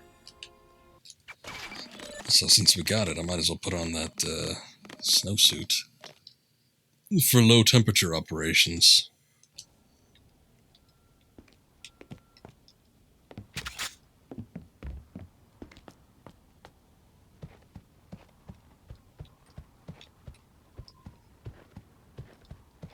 It's funny, in like in the Bond movies, skiing is such an overused set piece. Like skiing in snowy areas, it's used so much in the movies. And I don't know, I guess it's just a favorite of Bond writers. Who can say? But anyway, I don't think there was a single like ski segment in any of the Connery, or even like snow. I don't think there was any like snow in any of the Connery movies. Dr. No was like on a tropical island from Russia with Love. Didn't take place during like the winter. Hey, what are you doing here?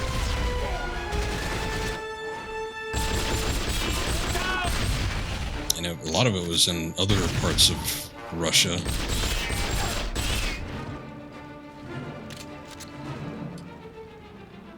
It would have been the most likely spot for there to actually be snow in the movie, but I don't remember there being any.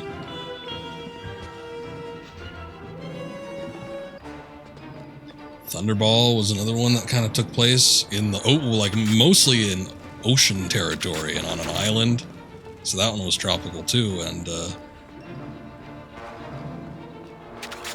Diamonds Are Forever was in the Nevada desert, and You Only Live Twice was in Japan. So yeah, again during like summertime.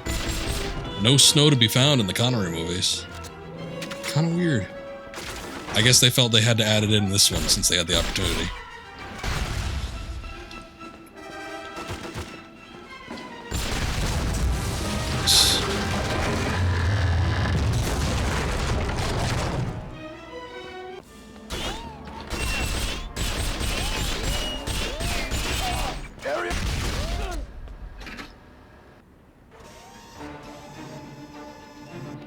What am I doing with this?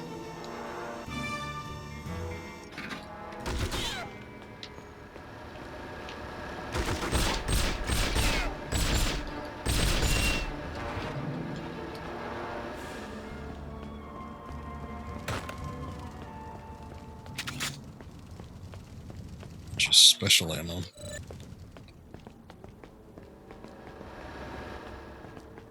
I think I got this in the right spot. Maybe. Oh no, I think I need to set it down. Hold up. No.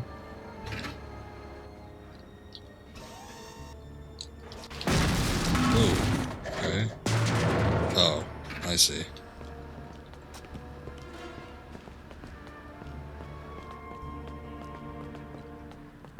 So...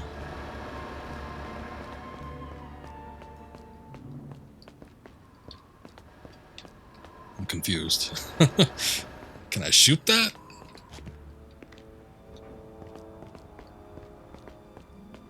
Oh, I get up. Okay. It knocked over one of the barrels.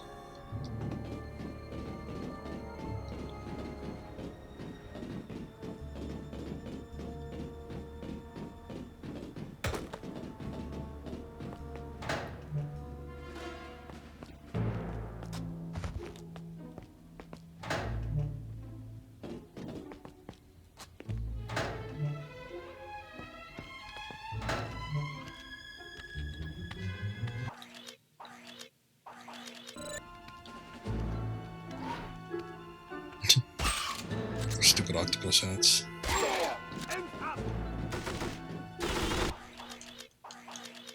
Take him down! Oh, he's got crazy. Watch out. Something about it, whether it's like a Star Wars game and you use like mind tricks, or I remember being the case in like Assassin's Creed 2, but I love when you have the ability to turn enemies against each other.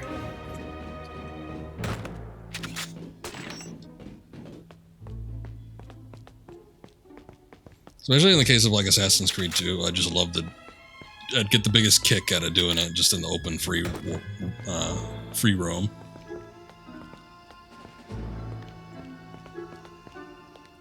It's a switch, can't hit it.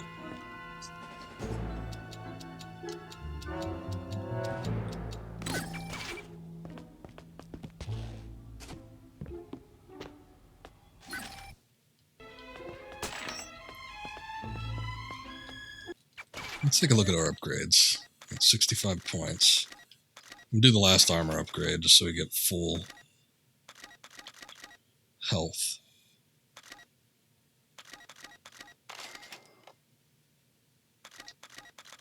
Let's see.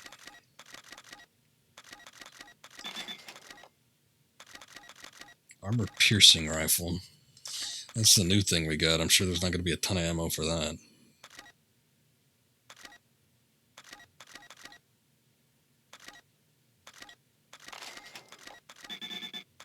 Damn.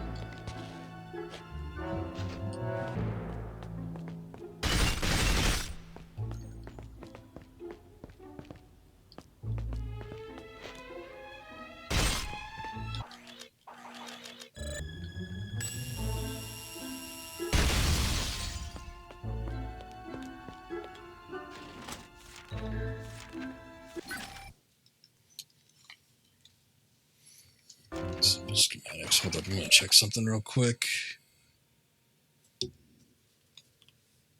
All right.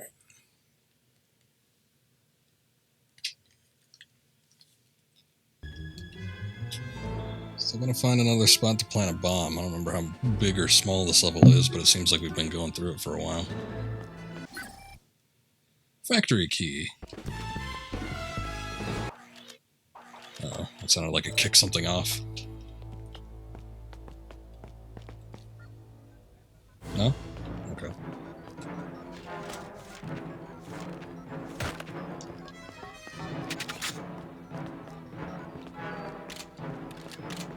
All these, not even pinups, it's just like headshots of 60s women. Ah, here we go. Okay, where are they coming from? Nobody look over here at this bomb I planted.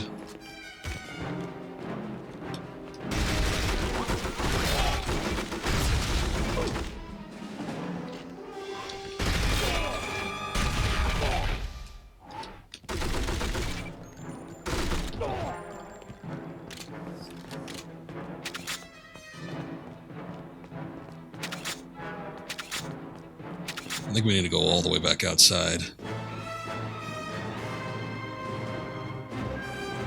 There was a glass door that looked important, but I didn't even investigate it because we were messing around with the crane. It was probably locked.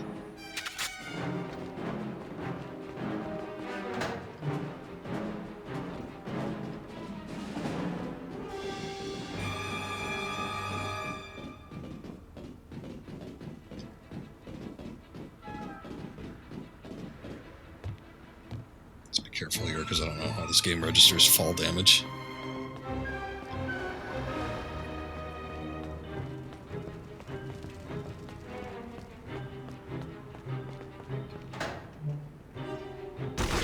Infiltrate complex.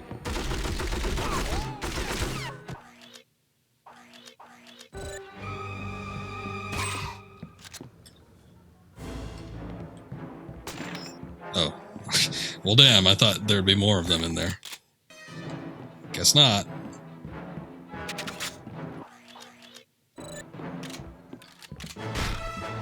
Can you attack him?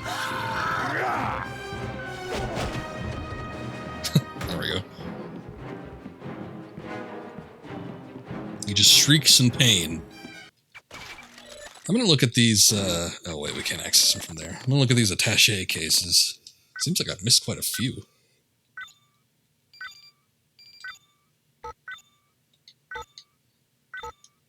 Come on.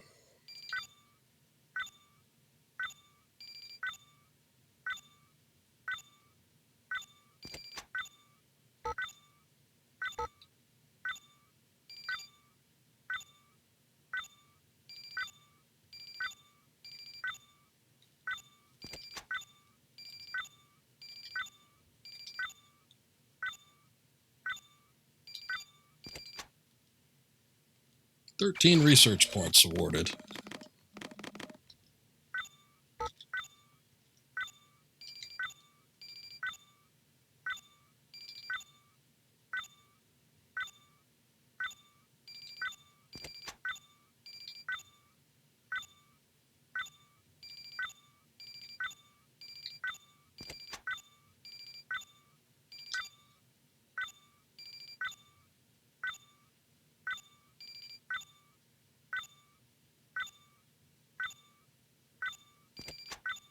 Oh my god. Sounds a bit on the long side.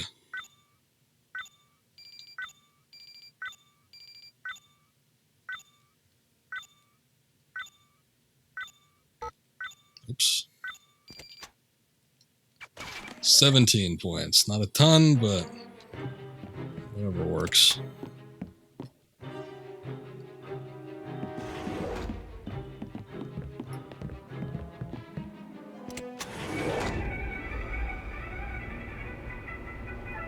What the hell is this? Good elevator music.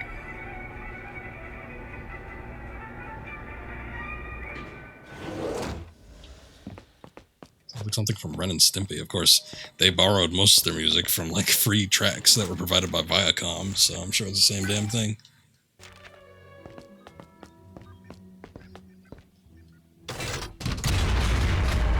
Ah!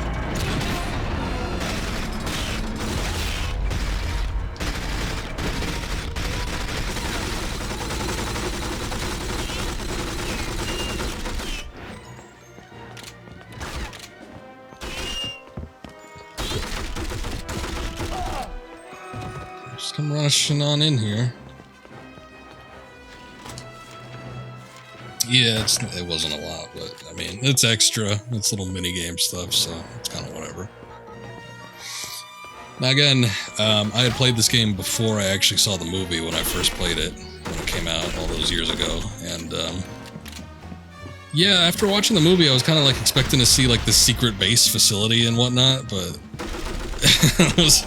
I was a little bit disappointed, I gotta say, when the film ended up being much more reserved than the video game, but I mean, it's cool to have little bits that differentiate one from the other.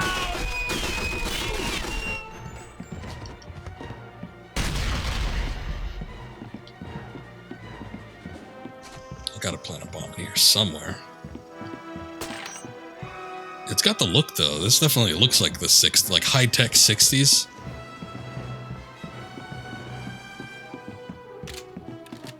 Everything's so round. What is that?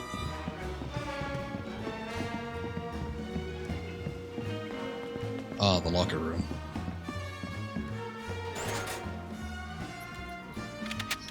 It's got this swanky Bond music going on.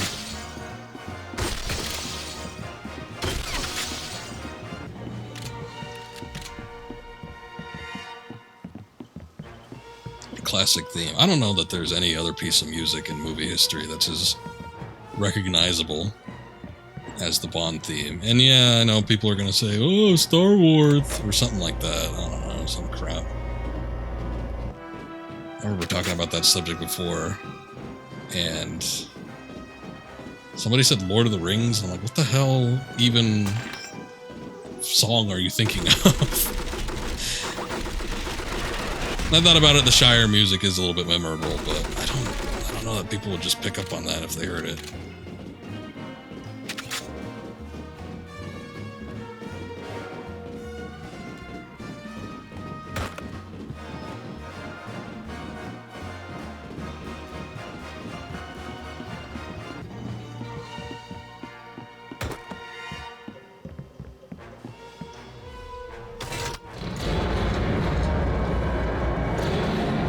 Oh, there it goes. Okay. I saw the little outline. What the? Whoa! Okay, he died quick. I thought it was one of the elite guards, and was very surprised when he just fell on his ass.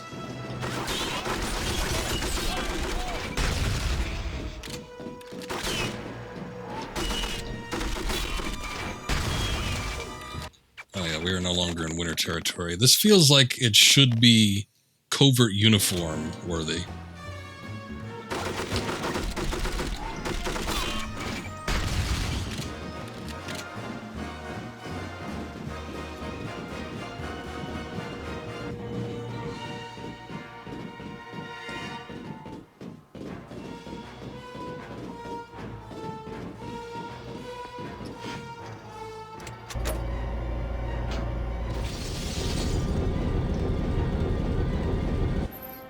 Batman? Yeah, recognize. I mean, most of Danny Elfman's stuff is really recognizable.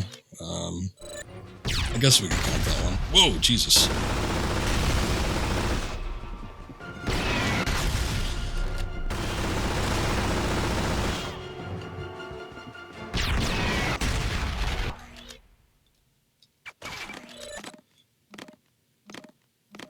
We need something else. I don't know if this is going to do it.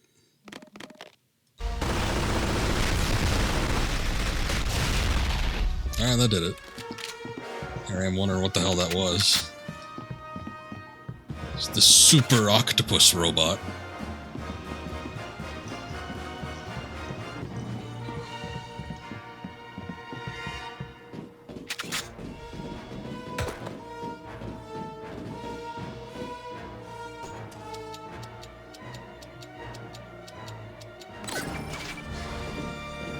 Did it. Now what? Something out there. Escape through the warehouse. Oh, I see. Okay. Man, we gotta go all the way back through there. Okay.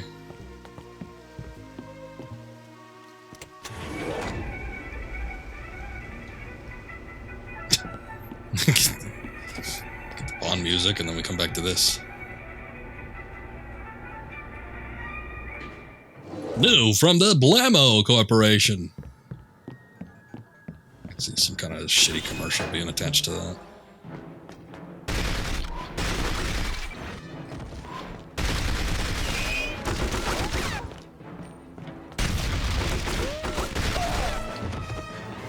Hold up, let me not waste this ammo.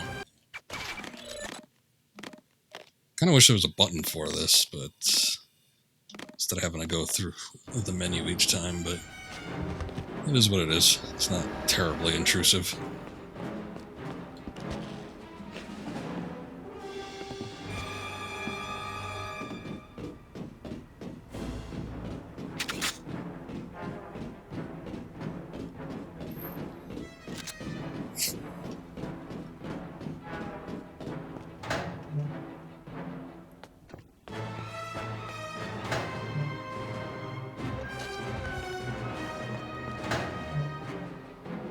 So many doors. They're already shooting at me, too.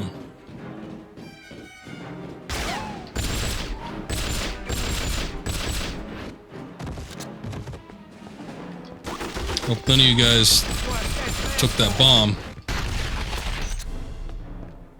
Nah, it's still there. Nobody noticed the giant blinking thing. Oh, now the switch comes into play. See? It looks suspicious.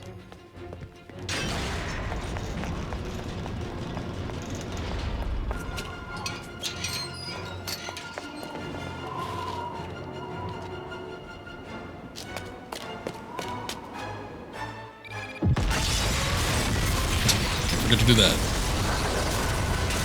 Also, this girl is completely original to this storyline, too. She's just kind of thrown in here, like she makes no appearances at all. So it was kind of awkward. Oh, okay. That didn't take much.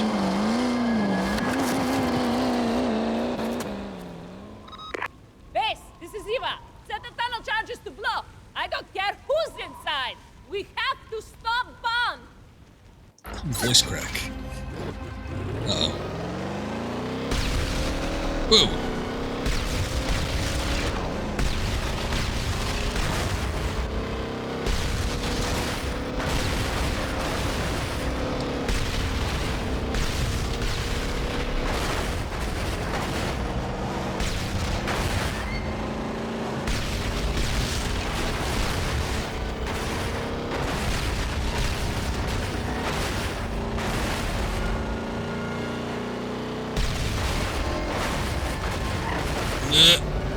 This is getting a little unwieldy.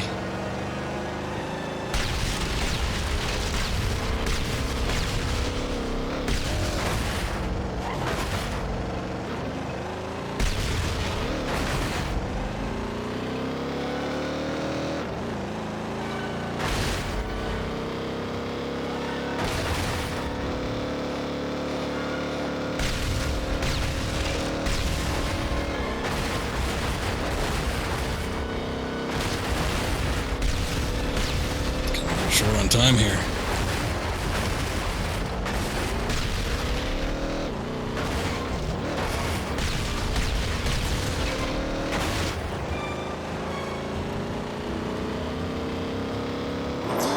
Okay. Whoa. I would have gone on the tracks a little further, but hey, that works too.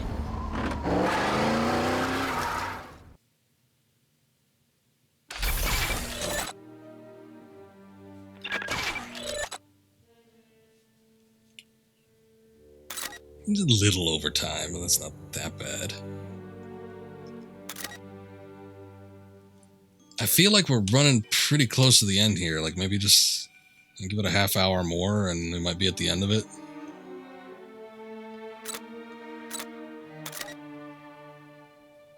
There's these little bonus levels and whatnot, but I mean, we could see on the mission tracker how much there is. It didn't seem like there was a lot, was there? And just from my personal memories, I remember if they were strictly sticking to the movie, it would have been a little bit shorter, but we have these extra little octopus segments, and now it's a bit longer. This is a vehicle mission. This can't take that long, I don't think. And besides, it says there's only 3 left. I'm gonna keep going. I'm not working tomorrow, so whatever.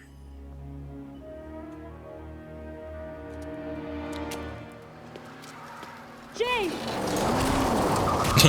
He rolls up in this high-tech Jeep. Whoa.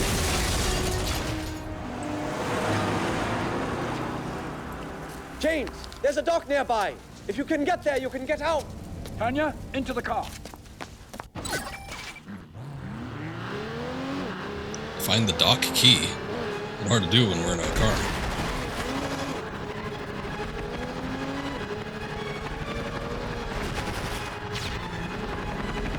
Do that move that they did in Spy Who Loved Me. Or was it For Your Eyes Only? Now I forget.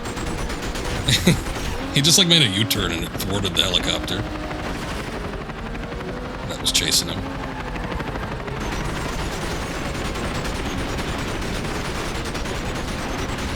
It was a good move, though.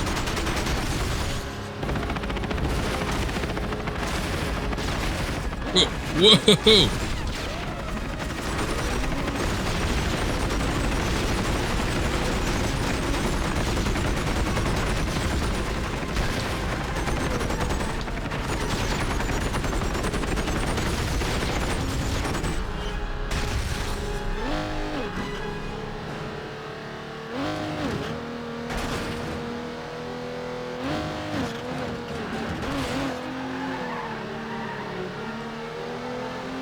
control of the car a little bit. Alright, what are we doing here?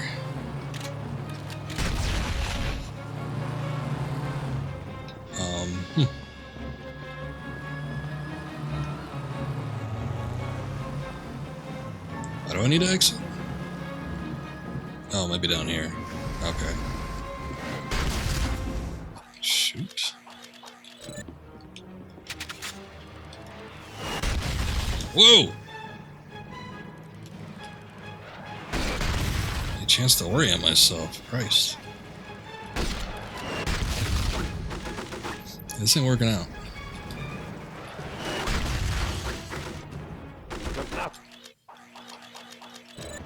Get these assholes on me. See, that's the problem.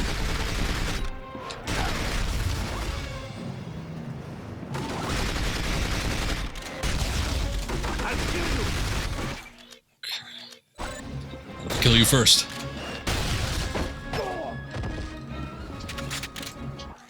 Okay. I don't think I could target this guy from afar like that, but I could. There we go. That's what I was trying to do at first. It's a little tricky to get that through, though. Armor-piercing rounds. Let's save that. That's probably good for the shield guys. Should they come up again.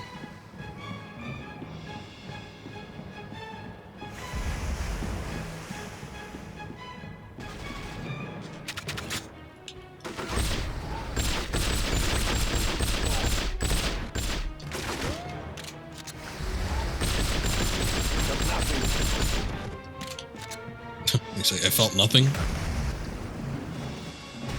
I'm glad. Here. This is what we could use it on. No, not him. There you go.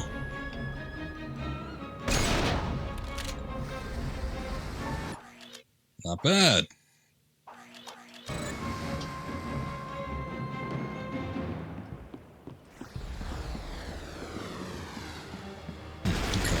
Come on!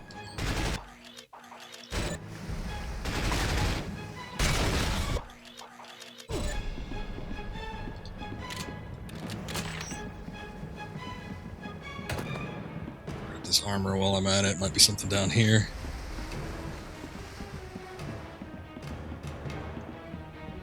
Oh yeah, we got double things. Minimap's kind of freaking out. I don't know if it knows where to zoom in or out at. Let's see. Oh, okay, there it is. Thought we actually had to go inside the house.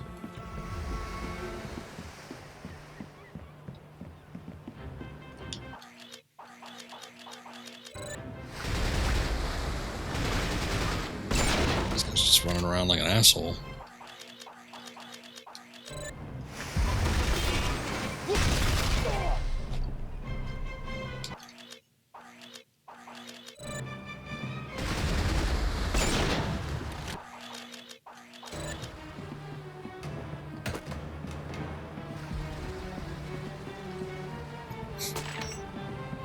How do they know that it was going to be locked and that the key was going to be there?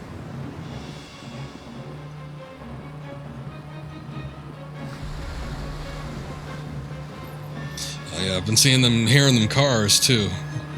They've been revving up for a while now. You know what I just realized? The driver's side is on the wrong side.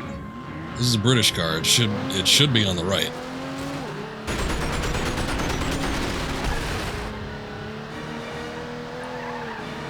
I guess they had to Americanize it, but hey, Brits are going to be playing this game too, I think.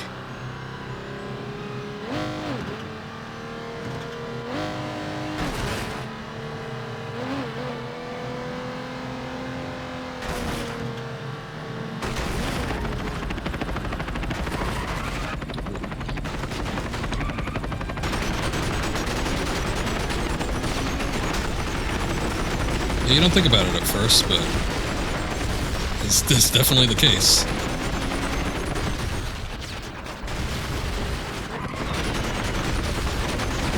Not him, I want the chopper.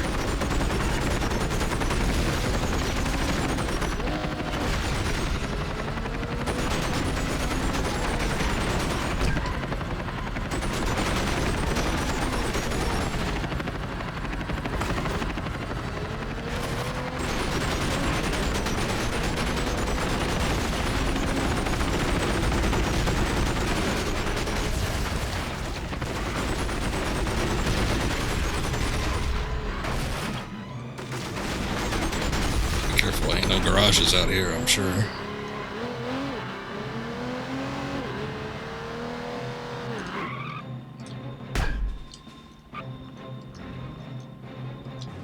Exit? There we go.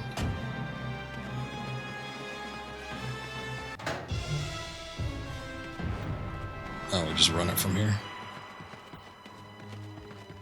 Commandeer a patrol boat. I most certainly did not want the shotgun.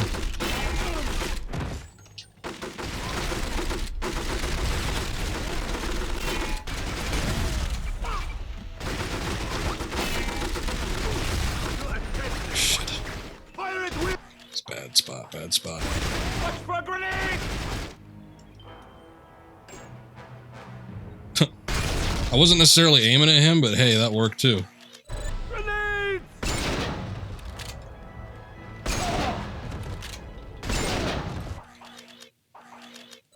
I think what you're supposed to do is just wait for them to peek their head out and then shoot them, but...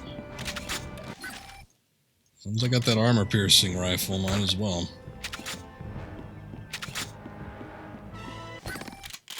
Another attaché case.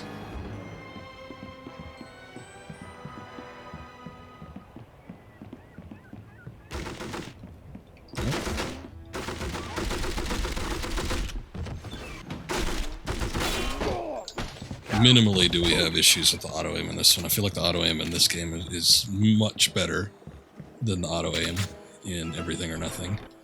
Everything or Nothing, we were having that problem where there was just like constantly fighting the auto-aim. Like,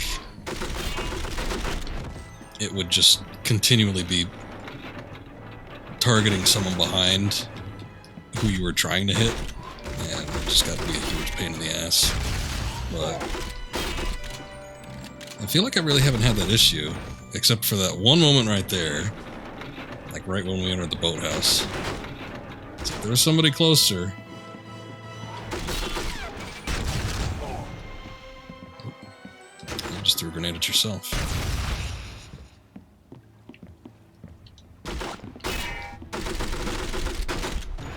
At the same time, this one's a lot more restrictive. With Everything or Nothing, you could do a little bit more free aim, and with this one, it's not quite like that. It's pretty much auto aim or nothing. It's like, well, thank God, it's better than it was in the previous one. We have plenty of fuel. With luck, we should make the border by the morning. Take the wheel. You didn't expect it to be smooth sailing, did you? Okay, so here's what would have normally been the ending of From Russia with Love. The climax of the film, for the most part, is just them trying to escape via the boat. But then we got like 2 more levels after that. That just fall on those guys? I guess it did. Be careful!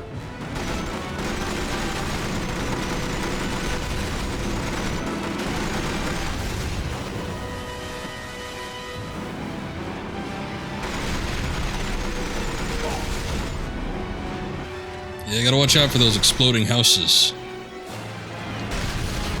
Watch out, darling!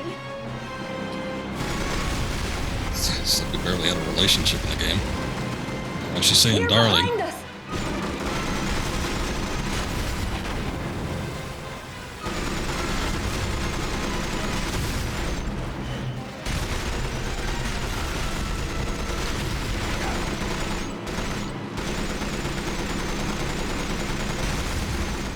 James, they have us in range!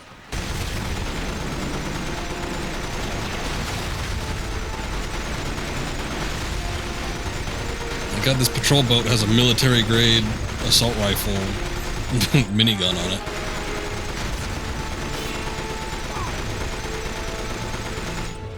So that one doesn't explode.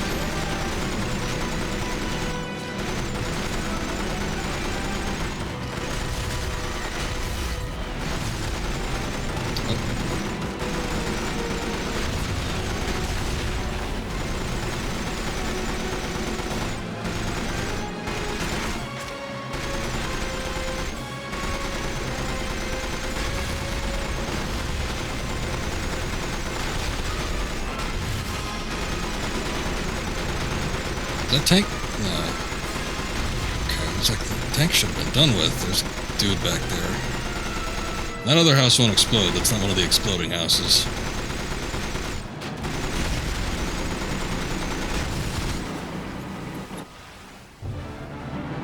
They're dead ahead! Oops. They're taking a hard left, James! It's fine by me.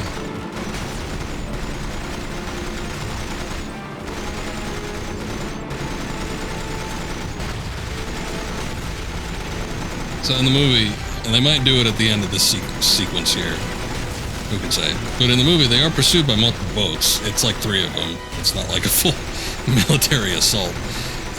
But what he ends up doing is those fuel canisters in the back, those fuel barrels, he just lets those loose at the back. I think he shoots it with a flare gun, and then they just all blow up.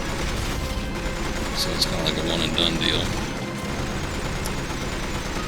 You know what? Thinking about it, there might be a sequence coming up where we have to shoot like barrels in the water.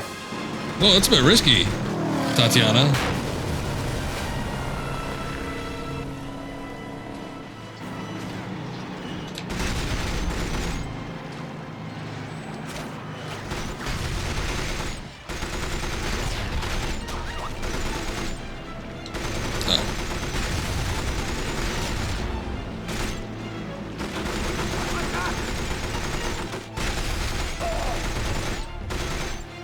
Delayed reaction there, but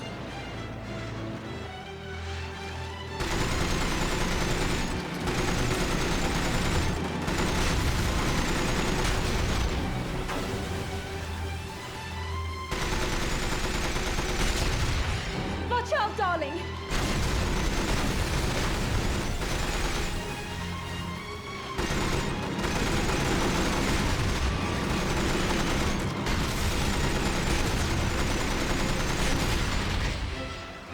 Steady going! Brace for impact! ramming speed. James, there's one on our right! How'd you see that?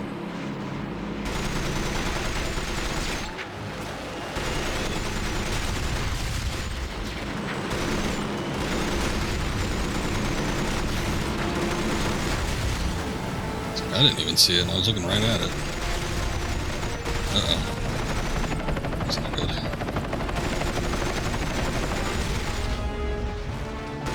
Helicopters! Everything falls short to this one.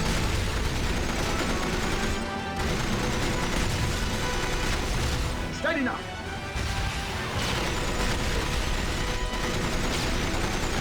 Oh. That guy appeared after I shot the barrel. I thought I could get the boat with the barrel, but this gun doesn't have a whole lot of reach.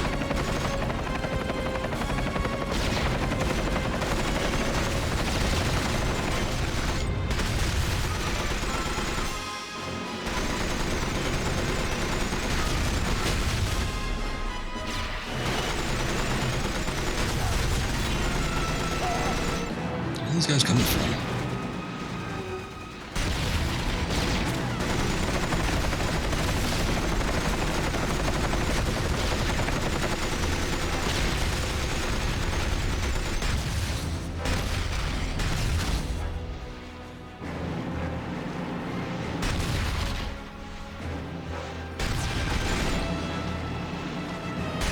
We don't have the speed!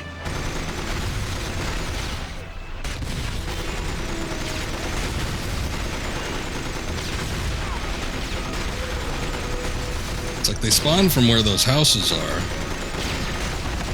feel like if I destroyed the houses, I should stop spawning from there again, but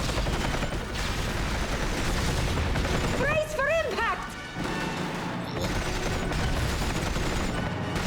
she only says that when there's mines. Or at least that's what it seems like.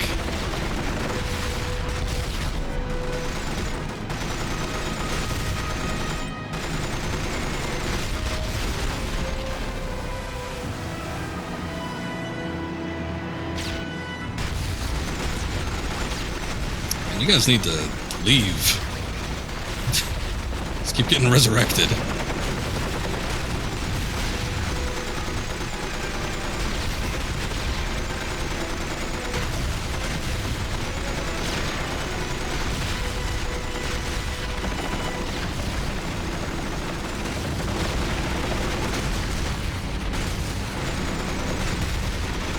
we have enough speed now? Seems like we've been circling the bay for a while.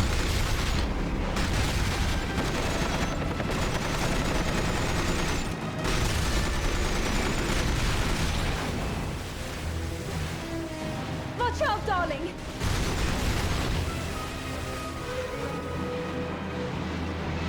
I heard another helicopter too, but I don't see it. So my eyes feel like they're getting strained. They're in front of us!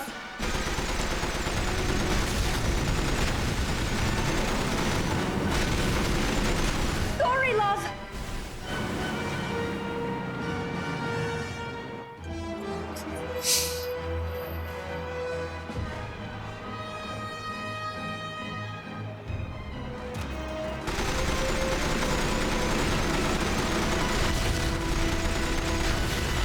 I thought this would be a short mission too. It's like, oh, it's a vehicle mission. It won't take that long. Honestly, I thought the boat mission would be separated from the driving, but it's all one long deal.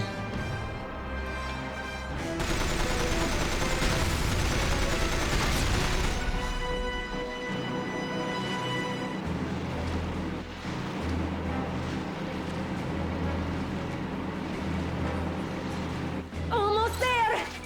Enemy starboard! Port starboard, that's right.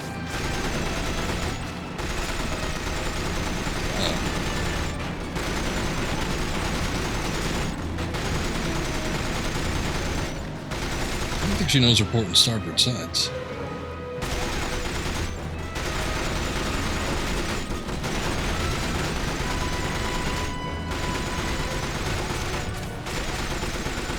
These canisters don't blow up, do they?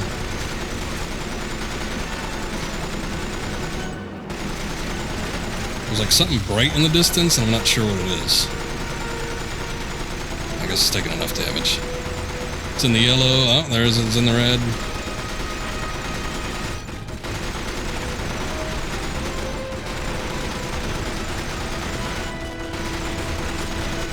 I don't see any additional. Okay, never mind.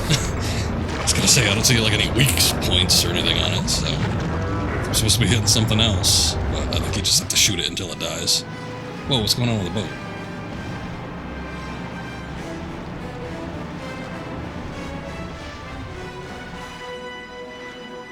Flipped out for a second.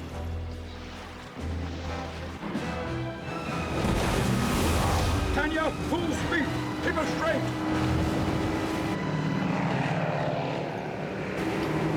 What are you doing? Oh, see?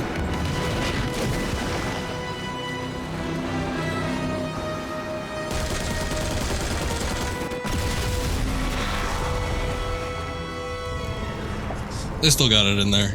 It's still cool. Of course, he didn't use a gun that was on there.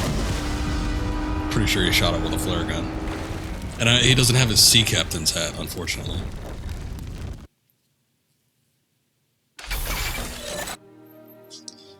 Well, that was a long one. 18, almost 20 minutes.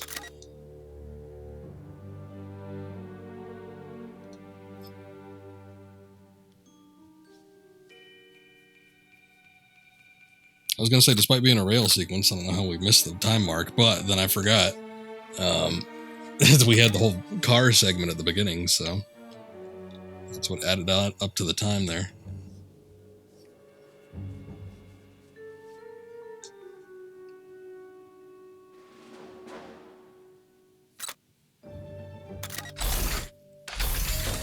Okay, what do we got? Octopus base.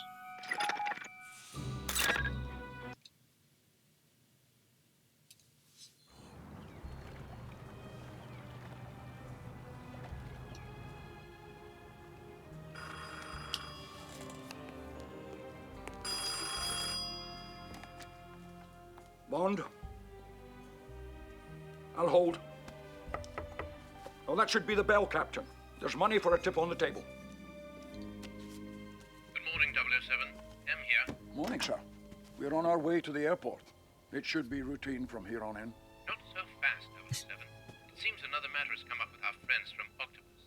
I'll pick you up in a helicopter and... Webb. What? What's going on? Your time is up, Mr. Bond. Romanova, get the door. And the Lektor. I'm not gonna use the shoe.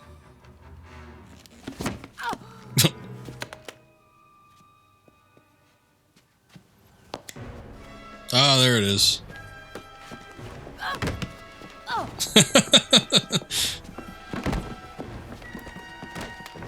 Just gonna kick you.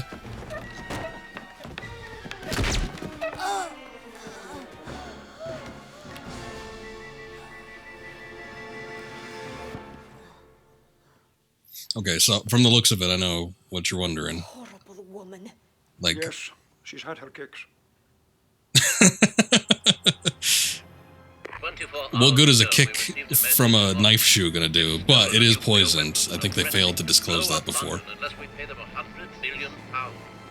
And you've tracked the weapon to here?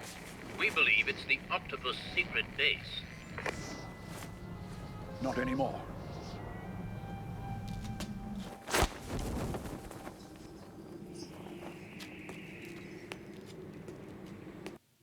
Speaking so casually for doing like a parachute drop like that. Also, I'm a little disappointed. They have him in the suit. This isn't suit operation. This is covert uniform operation.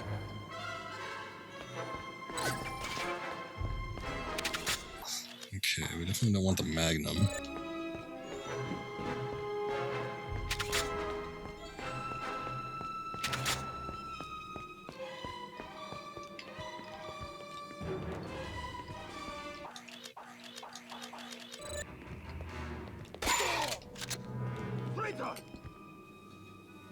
He hasn't even done anything yet. Running like a madman, though. I'll turn my personal volume up because it seems a little quiet.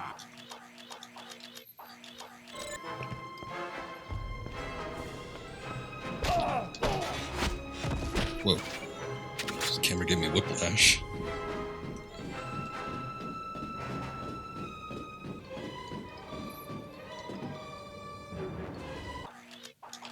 Okay, just making sure nobody's gonna bite me in the ass.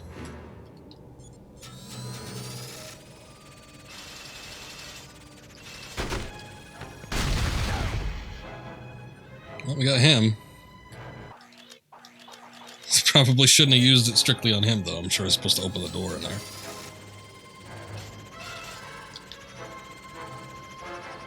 But I figured he might have a chance at disrupting me. Oh, shoot. Well, do I destroy that then, or? Given that it's a lever switch, I figured I'd just be able to, like, nudge it with the helicopter, but... Oh, okay. Maybe we do have to do that. I attempted to. I don't know if there's an additional button you could use. Didn't think so.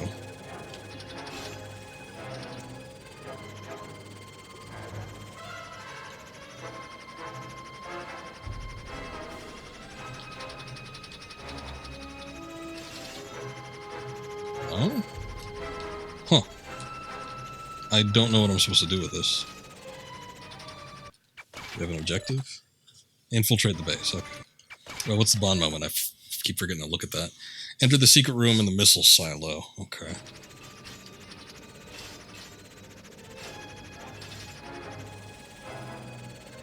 Oh, hey, okay. Well, it's kind of close enough. I figured that the previous explosion should have taken care of it. Well, damn, that's 3 copters wasted. Use it. You do.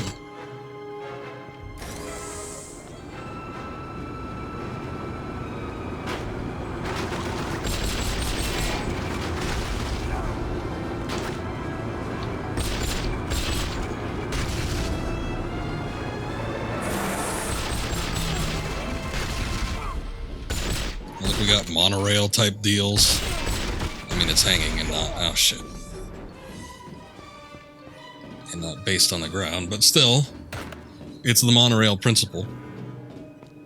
So, this is... I mean, I think they're kind of taking cues from the SPECTRE base in You Only Live Twice, just a little bit.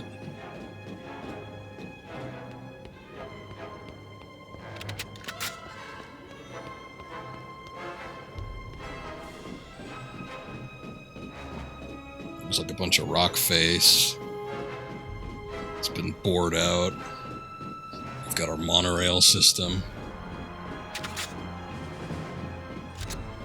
High-tech secret layer circa 1963.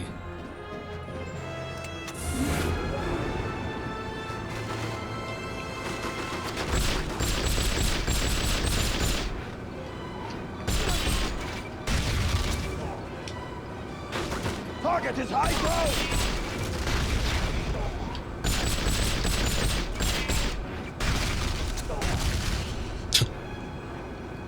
The other guy's grenade too.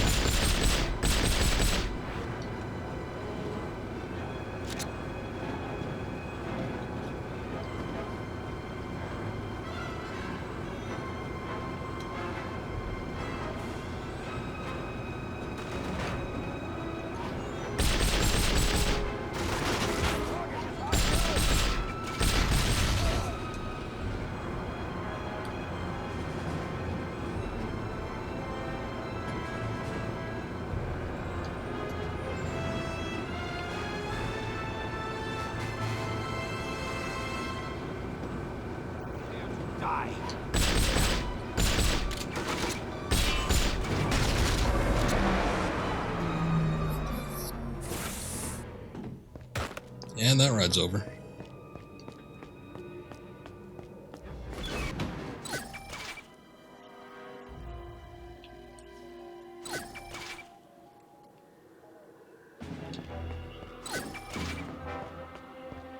I wonder if Sean Connery knew what the hell he was saying. What was going on in the game. He was doing these voice lines. Famous, or infamously maybe I should say, he rejected because they had contacted him first. They sought him out first for the part of Gandalf in the Lord of the Rings movies. Speaking of Lord of the Rings, we were just talking about that earlier. But they had contacted Sean Connery first for the role of Gandalf, and he turned it down because he didn't understand the script. He's like, I don't know what the hell this is. It's just like, nah, I don't think I'm going to do this. But then he saw that it was the role of a lifetime when Ian McKellen got it, and like he made all this money and was really popular, and put Ian McKellen back on the map. And so he was like, well, shit. I guess I'm gonna have to start taking roles even if I'm not completely comfortable with them. So the next movie he was offered was League of Extraordinary Gentlemen, which we've talked about that one before, and he didn't understand the script for that one. He's like, I don't know what this is about, but, you know, Lord of the Rings was such a success, maybe this one will be too. And so he took that role, and it killed his career. Because after that, he just said, no more. I think I'm good. Despite me liking it at the time of seeing it, and I saw it in theaters. I might have been the only one. Actually, you know what? I think I wasn't the only one in the theater, too. It wasn't a popular movie, to say the least. But anyway, despite me liking it at the time, I haven't watched it since then. Yeah, it was apparently pretty damn bad. He just never wanted to do a movie again after that. And he didn't, unless you count Sir Billy. Which, you know, the all-time classic. Who could forget?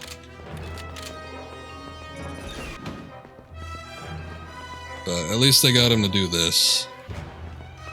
I just watched Skyfall last night. There's a role, there's a character in Skyfall named Kincaid. He's kind of like the caretaker of Bond's estate of Skyfall towards the end of the movie. And the way that it's shot, it's like when Kincaid comes into play, it's almost like it's supposed to be a surprise reveal. Now, behind the scenes, they really, really, really wanted Sean Connery to take that role, but he absolutely refused. And didn't want to have anything to do with it. I think he did end up saying, I seem to remember there being a quote from him talking about how he didn't want to take away from Daniel Craig. Like, you know, potentially, there could be the potential that had he been in the movie, he would have overshadowed Daniel Craig being in there. Which it was a small role. I mean, the guy probably had a page worth of dialogue. It wasn't like it was going to be some super egregious thing or anything like that, but, you know, I guess props to him if he felt that way. But yeah, even the way it was shot, I remember being in the theater when I went to go see Skyfall, and, you know, I usually back then anyway, I would see stuff kind of opening week, and I remember people like gasping. They're like, like when Kincaid stepped into frame, and you hear like the voice of an old Scotsman, and everybody just thought like immediately that it was going to be Sean Connery, and it wasn't. So, a little bit of disappointment, but it didn't take away from Skyfall.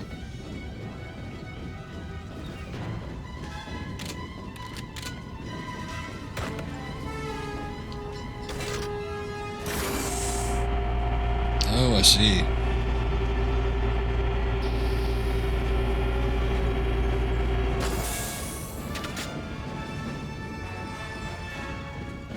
I'm looking around just to make sure that there isn't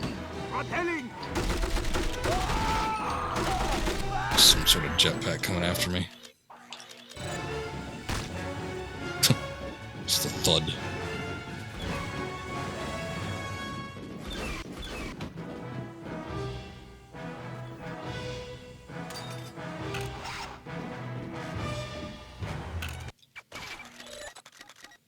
Thinking about it. Let's see. Let's try to get the special ammo up for some of our more used weapons. Just so we could carry as much as possible. It seems like I've been coming across quite a bit of it, but...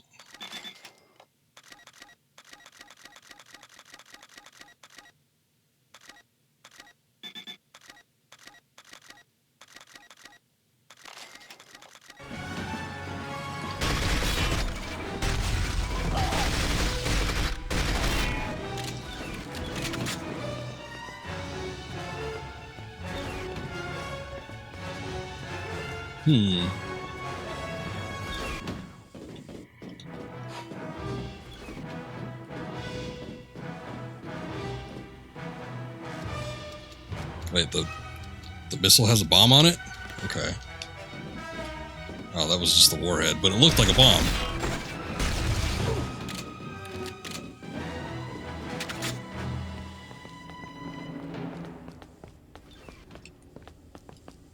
Where'd that guy come from? I figured since he walked out through here, then that must have meant that there was an opening of some sort, but I guess not.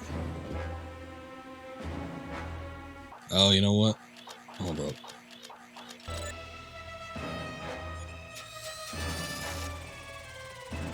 Last one.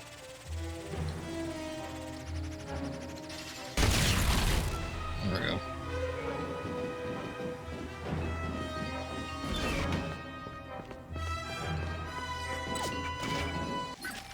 Oh, this is the secret room.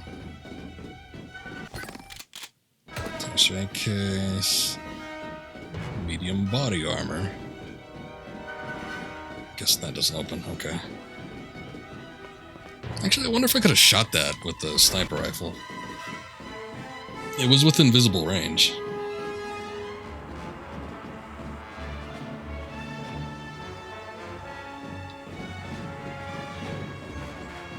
I'm seeing that there's more to this. What do I need to get? I think I need to get to another part of the silo here. So I don't think there's anything else I can access. But like, see all that? And there's like a couple rappel points and whatnot. Weird. Okay.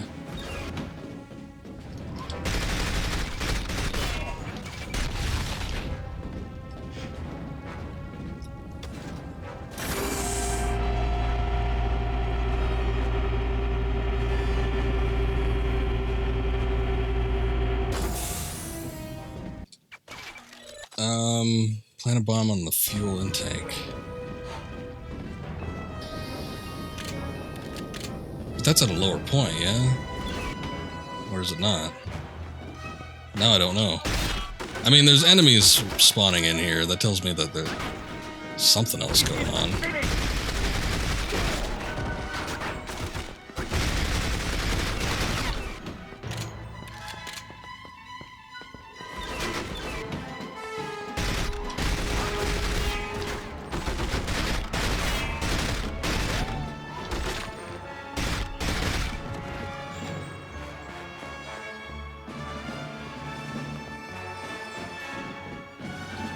Slightly confused.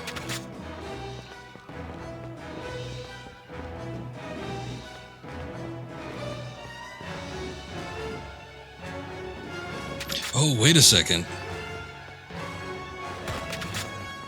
Okay, I'm gonna look through here. I might have had that mixed up. Maybe it was all in one spot. We had to like disarm the warhead, and then we had to plant the bomb over that. I thought I was seeing a bomb on there. It might have been a spot to place a bomb. Oh wait, now this looks different.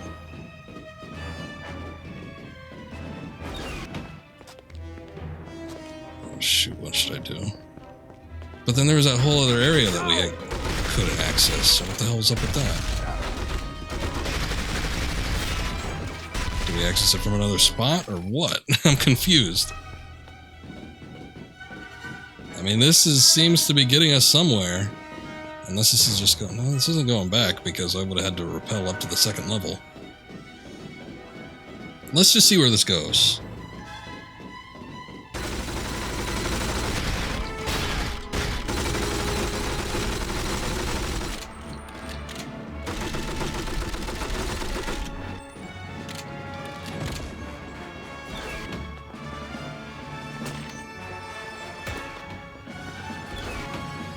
So far anyway.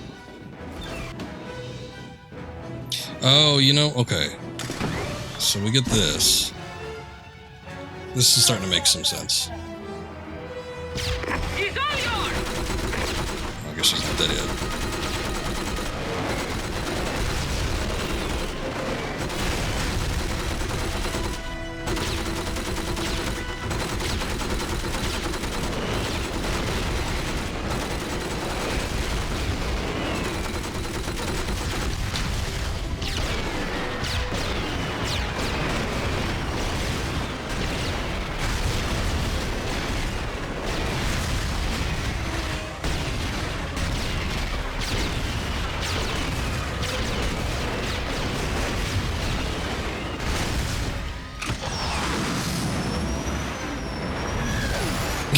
Last ditch effort.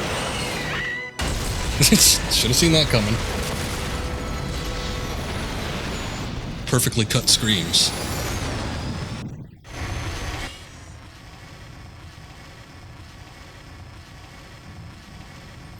Okay, so... Oh, shoot. We gotta land it there now.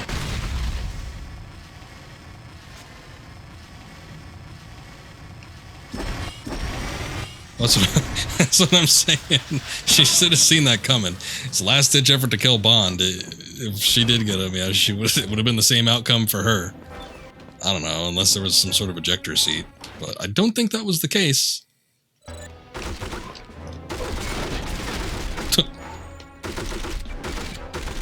That guy was peeking out there hard.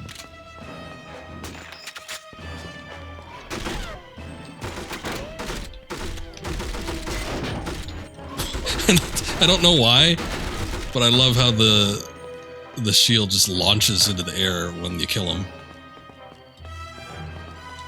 It's like it's spring-loaded on them or something.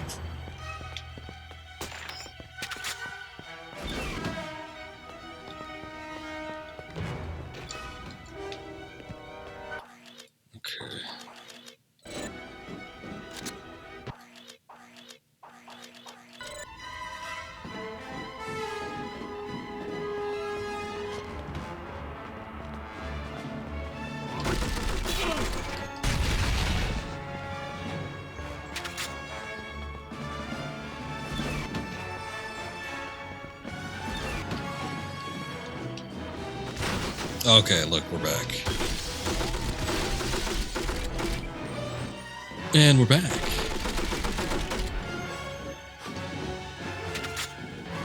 Anything else in here? Special ammo, special rockets.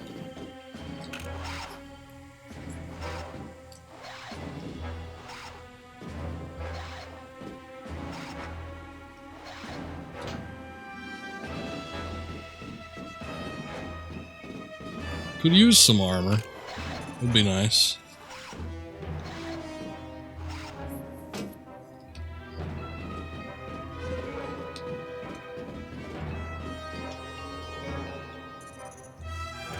I see.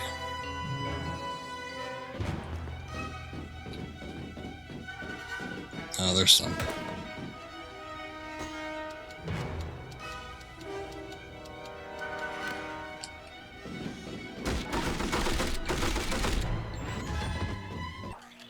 No, not that. SMG should be. Oh man, I don't even have ammo for that. Okay, I had assault rifle ammo.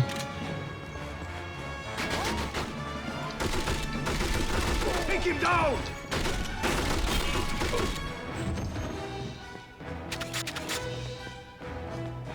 I got me back up.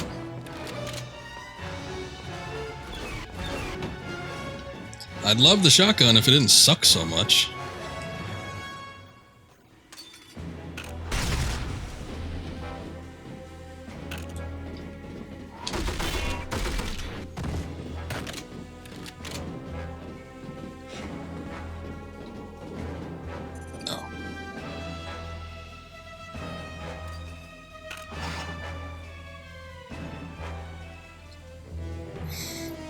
Truth be told, I don't know specifically where we're going. There's no map, is there? I think I looked for that before. Couldn't find anything.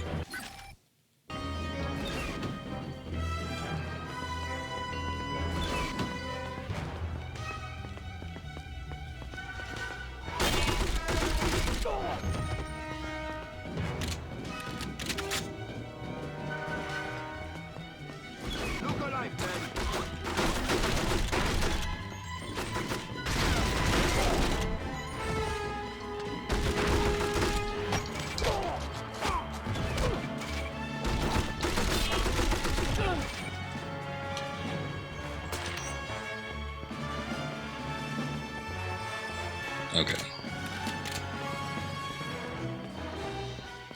Oh, grenade. Okay. I see. I was confused at what that was.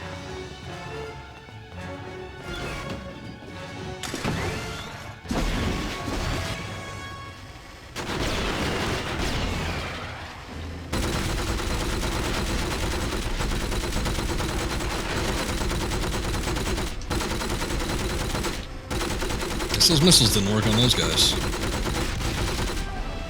This guy just blew himself up.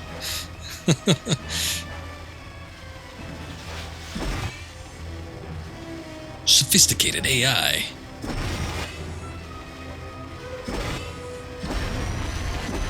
Oh, damn. Oh, no. Rocket's full, eh? There's like this weird hitbox on here that you can't access.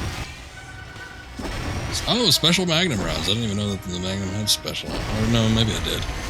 You can upgrade it, though. I remember looking for it during the upgrades. It didn't show anything.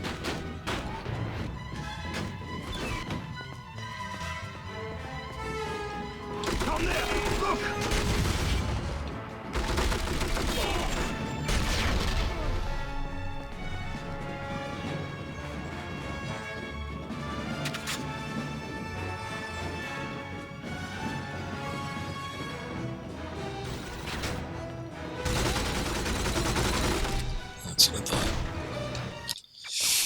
Oh, shit.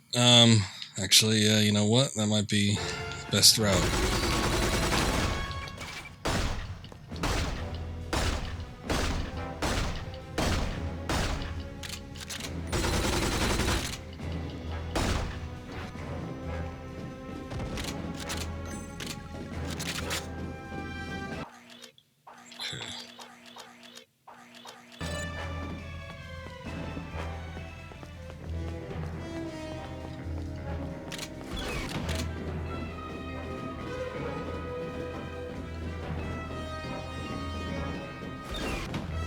Oh, hey. I didn't even realize that. That's the walkway we used to access the damn thing. We couldn't get on there. The stupid octopus bots.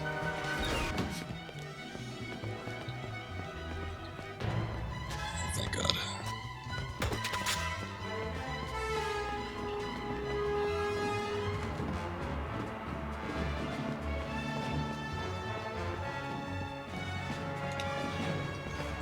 I'm gonna look up here real quick, make sure there's an armor that I neglected to pick up.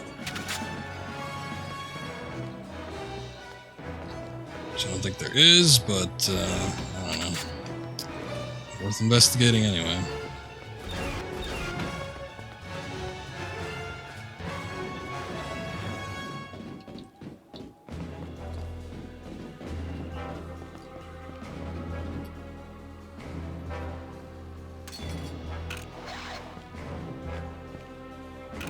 Evacuate! All personnel evacuate! Bond to M. I'm on my way out. The missile is disabled. The base is rigged to blow. Ah, yes. See, I remember this. Even when I was playing the game, and I knew that... Not so fast, old man. Donald Red Granny's back. Sure I was dead. This time I will. Anyway, even when I was playing the game the first time and I hadn't seen the movie,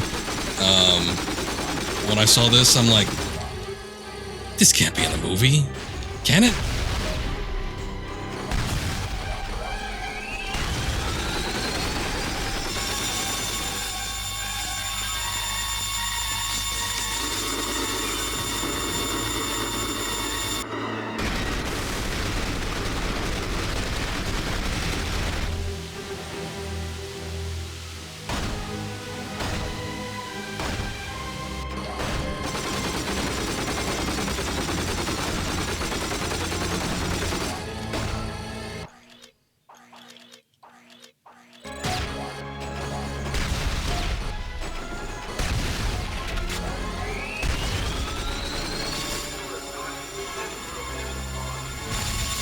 Whoa, whoa!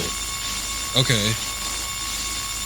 I thought the laser was like a targeting thing. I didn't know that it was deadly. Alright, at least the checkpoint's here, though. If this was everything or nothing, the checkpoint would have been like at the beginning of the level. Shit.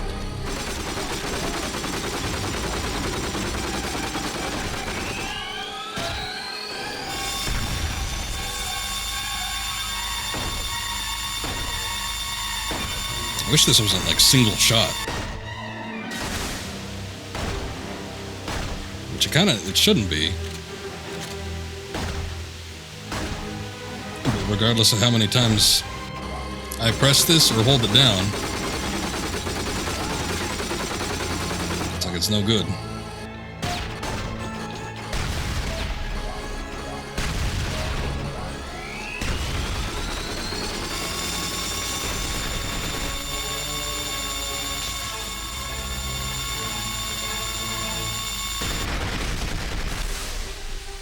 One arm.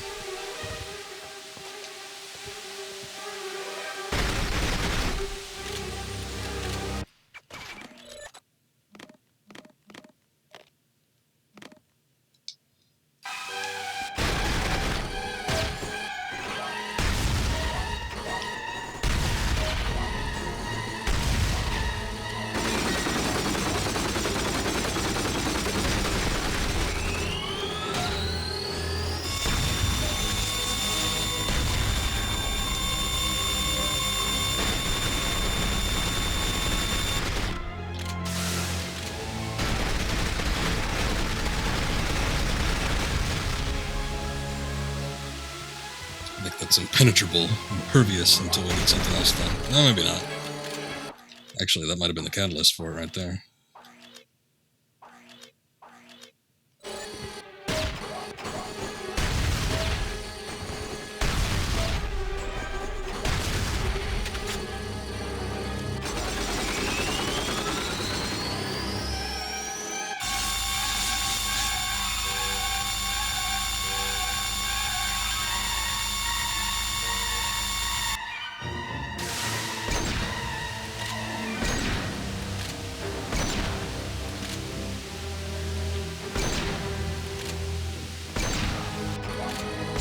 I should worry about that. It seems like I can target the middle section when I want. It's just a matter of disabling the other things so I'm not getting my ass handed to me.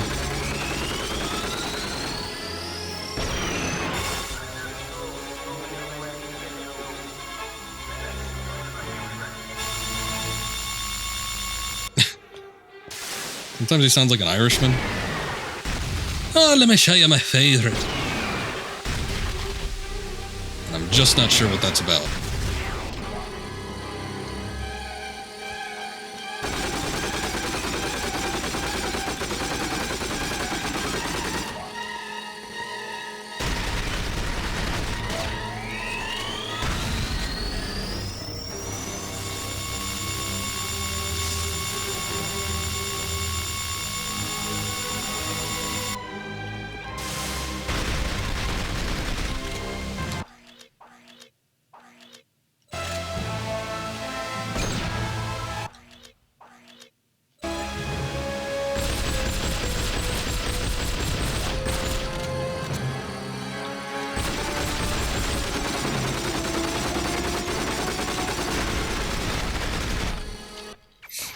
Okay, we're gonna need to start switching up the ammo here.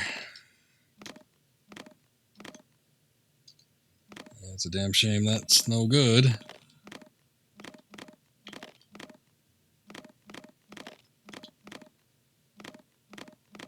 Oops.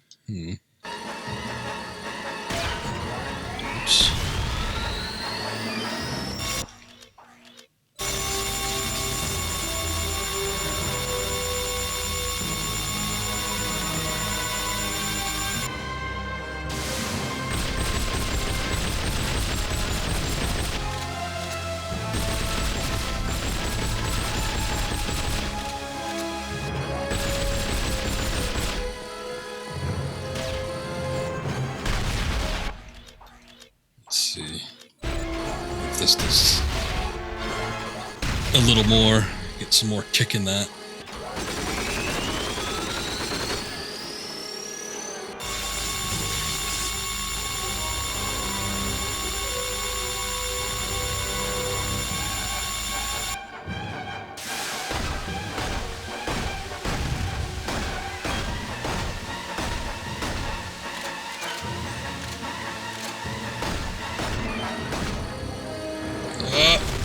There we go.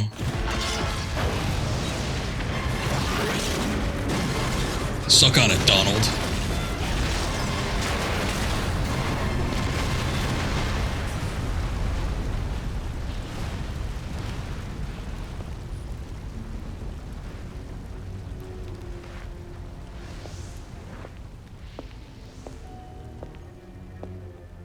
You're gonna shoot me in cold blood, old man. You don't have the guts. It's not the English way. It's like red wine with fish. That was for Kerry.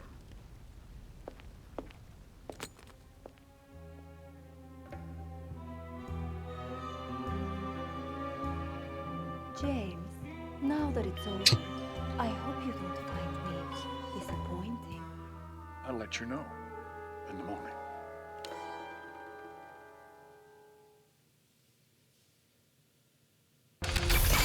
Well, of course you gotta end like that. That's a bit of a long one. I guess they expected me to do a lot quicker than that, but hey.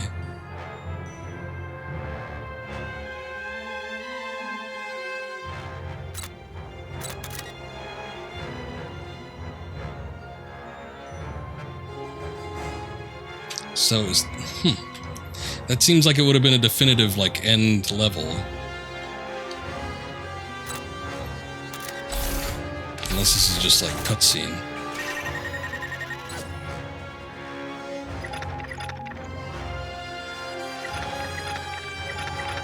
Okay. Man, that's really weird though. Yeah, no, that was the final level. The next one is just a bonus. 60 awards to unlock. But I don't, like these, I don't think they carry on with the story or anything like that. Like, these are just bonus levels, as the name would imply. So I guess that was it. No credits or nothing? That's kind of weird.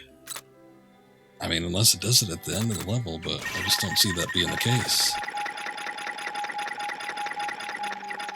Airport, huh?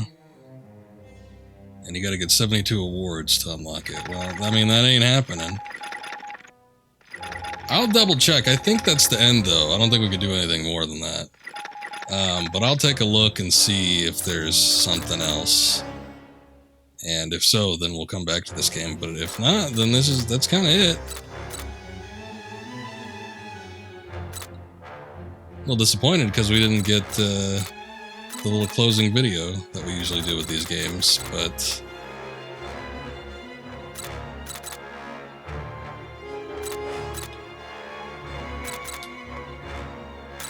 let's take a look at this. Because I remember seeing this thing. I must have just unlocked it and watched it from there. I think the idea of returning to the original 1960s Bond series was something that the team had talked about for a long time. The fans talked about, that we kept hearing people wanted to see. But it really came together this year when we were able to contact and talk to Sean Connery, and he agreed to be a part of it. I mean, once you get him on board and he's helping you out, I mean, that's the start of a great game. I'm absolutely thrilled to be playing James Bond again. May I help you? A dry martini. Shaken, not stirred. Having Connery in the game has affected the game's design in the fighting style. He was more of a brawler. You know, he grabbed the characters and threw them to the ground. It'll be interesting to go back to the physicality of one-on-one. We've also used the way that he held the gun and, of course, what he wore. Which subconsciously tells you so much about a movie whenever you see it. In the game, we spent a lot of time making sure the characters came to life. Of course, it goes without saying that special attention was paid to getting Sean Connery just right. It's one of the best-looking digital characters you're going to find in a video game today. The eye is good, the mouth is good. In fact, this looks better than the original. Oh, I'm madly in love with him. There's a real excitement to going back to the roots of James Bond, going back to the early 60s. We're doing something that people thought they would never see, bringing back the original James Bond, Sean Connery. He hasn't been in a video game before. This is my debut. And it's the first time in years that he's played James Bond again. I don't think it's dated at all. To go back to the 60s, this will be something almost like starting all over again. What's old is new. Which became the basis for Skyfall, in a way. Let's see what they'd say about this.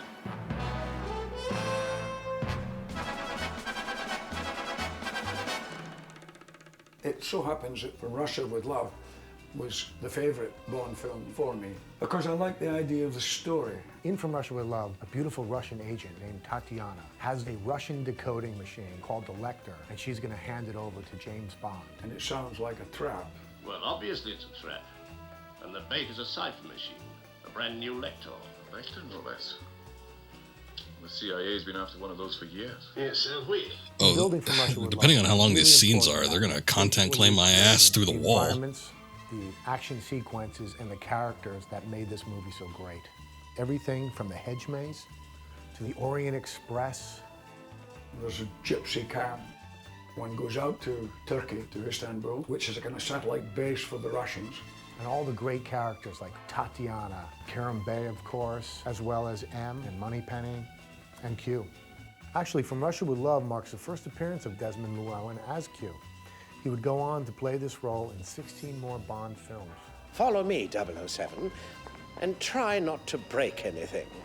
Working against Bond, we have Rosa Klebb, and one of the classic Bond villains in Robert Shaw's Red Grant. My orders are to kill you and deliver the Lektor. How I do it's my business. His character, oh yeah, it's marvelous. Very, very well drawn, and formidable presence, and he was physically very strong. The game follows the movie very closely. It's a great story. It's a I don't know about that. At the same time, we wanted to expand on the world of the film, to give something new to the players, a director's cut, if you will. The challenge in creating this new material was to stay true to the authentic 60s feel of the Connery Bond films. And it's all about the details, the sense of style, the costuming, the vehicles, the weapons, the music. I'm very interested to see what the end result is. Obviously, I'm hoping it's going to be as successful as the movie was. You know, it's funny. I don't know if it actually was or not. I enjoyed it quite a bit. We've been talking about it as we've been going through here, but I think I like this one quite a bit. I think I like it more than Everything or Nothing. Everything or Nothing has got the original story and all that, so props to them for doing that.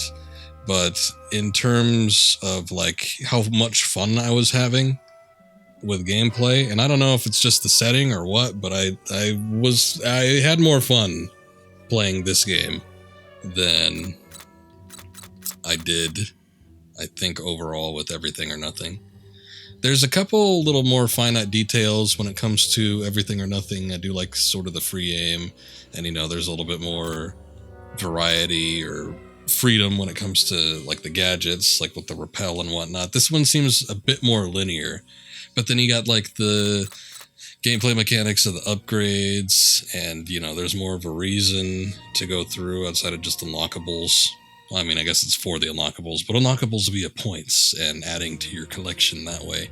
So it seems like I feel like the incentive is a little bit more driving behind the reason to go through and complete the levels on harder difficulties and find all the challenges and whatnot. I think it ended kind of weird. No credits or nothing like that, but I mean, it was, I guess, as conclusive an ending as you can get with sort of these games like this. It didn't follow the movie all that well, despite what our game director said. It got the beats right, but boy, it does go off the rails. So I don't know how much I can agree with that, but I think for, as you're adapting a movie from the 60s into, what was a modern day video game at the time. You don't want to bore your core audience. Unfortunately, I just don't think people will take to 60s movies all that well. If they're a teenager in the early mid 2000s. But, I did, but I was an oddball kid.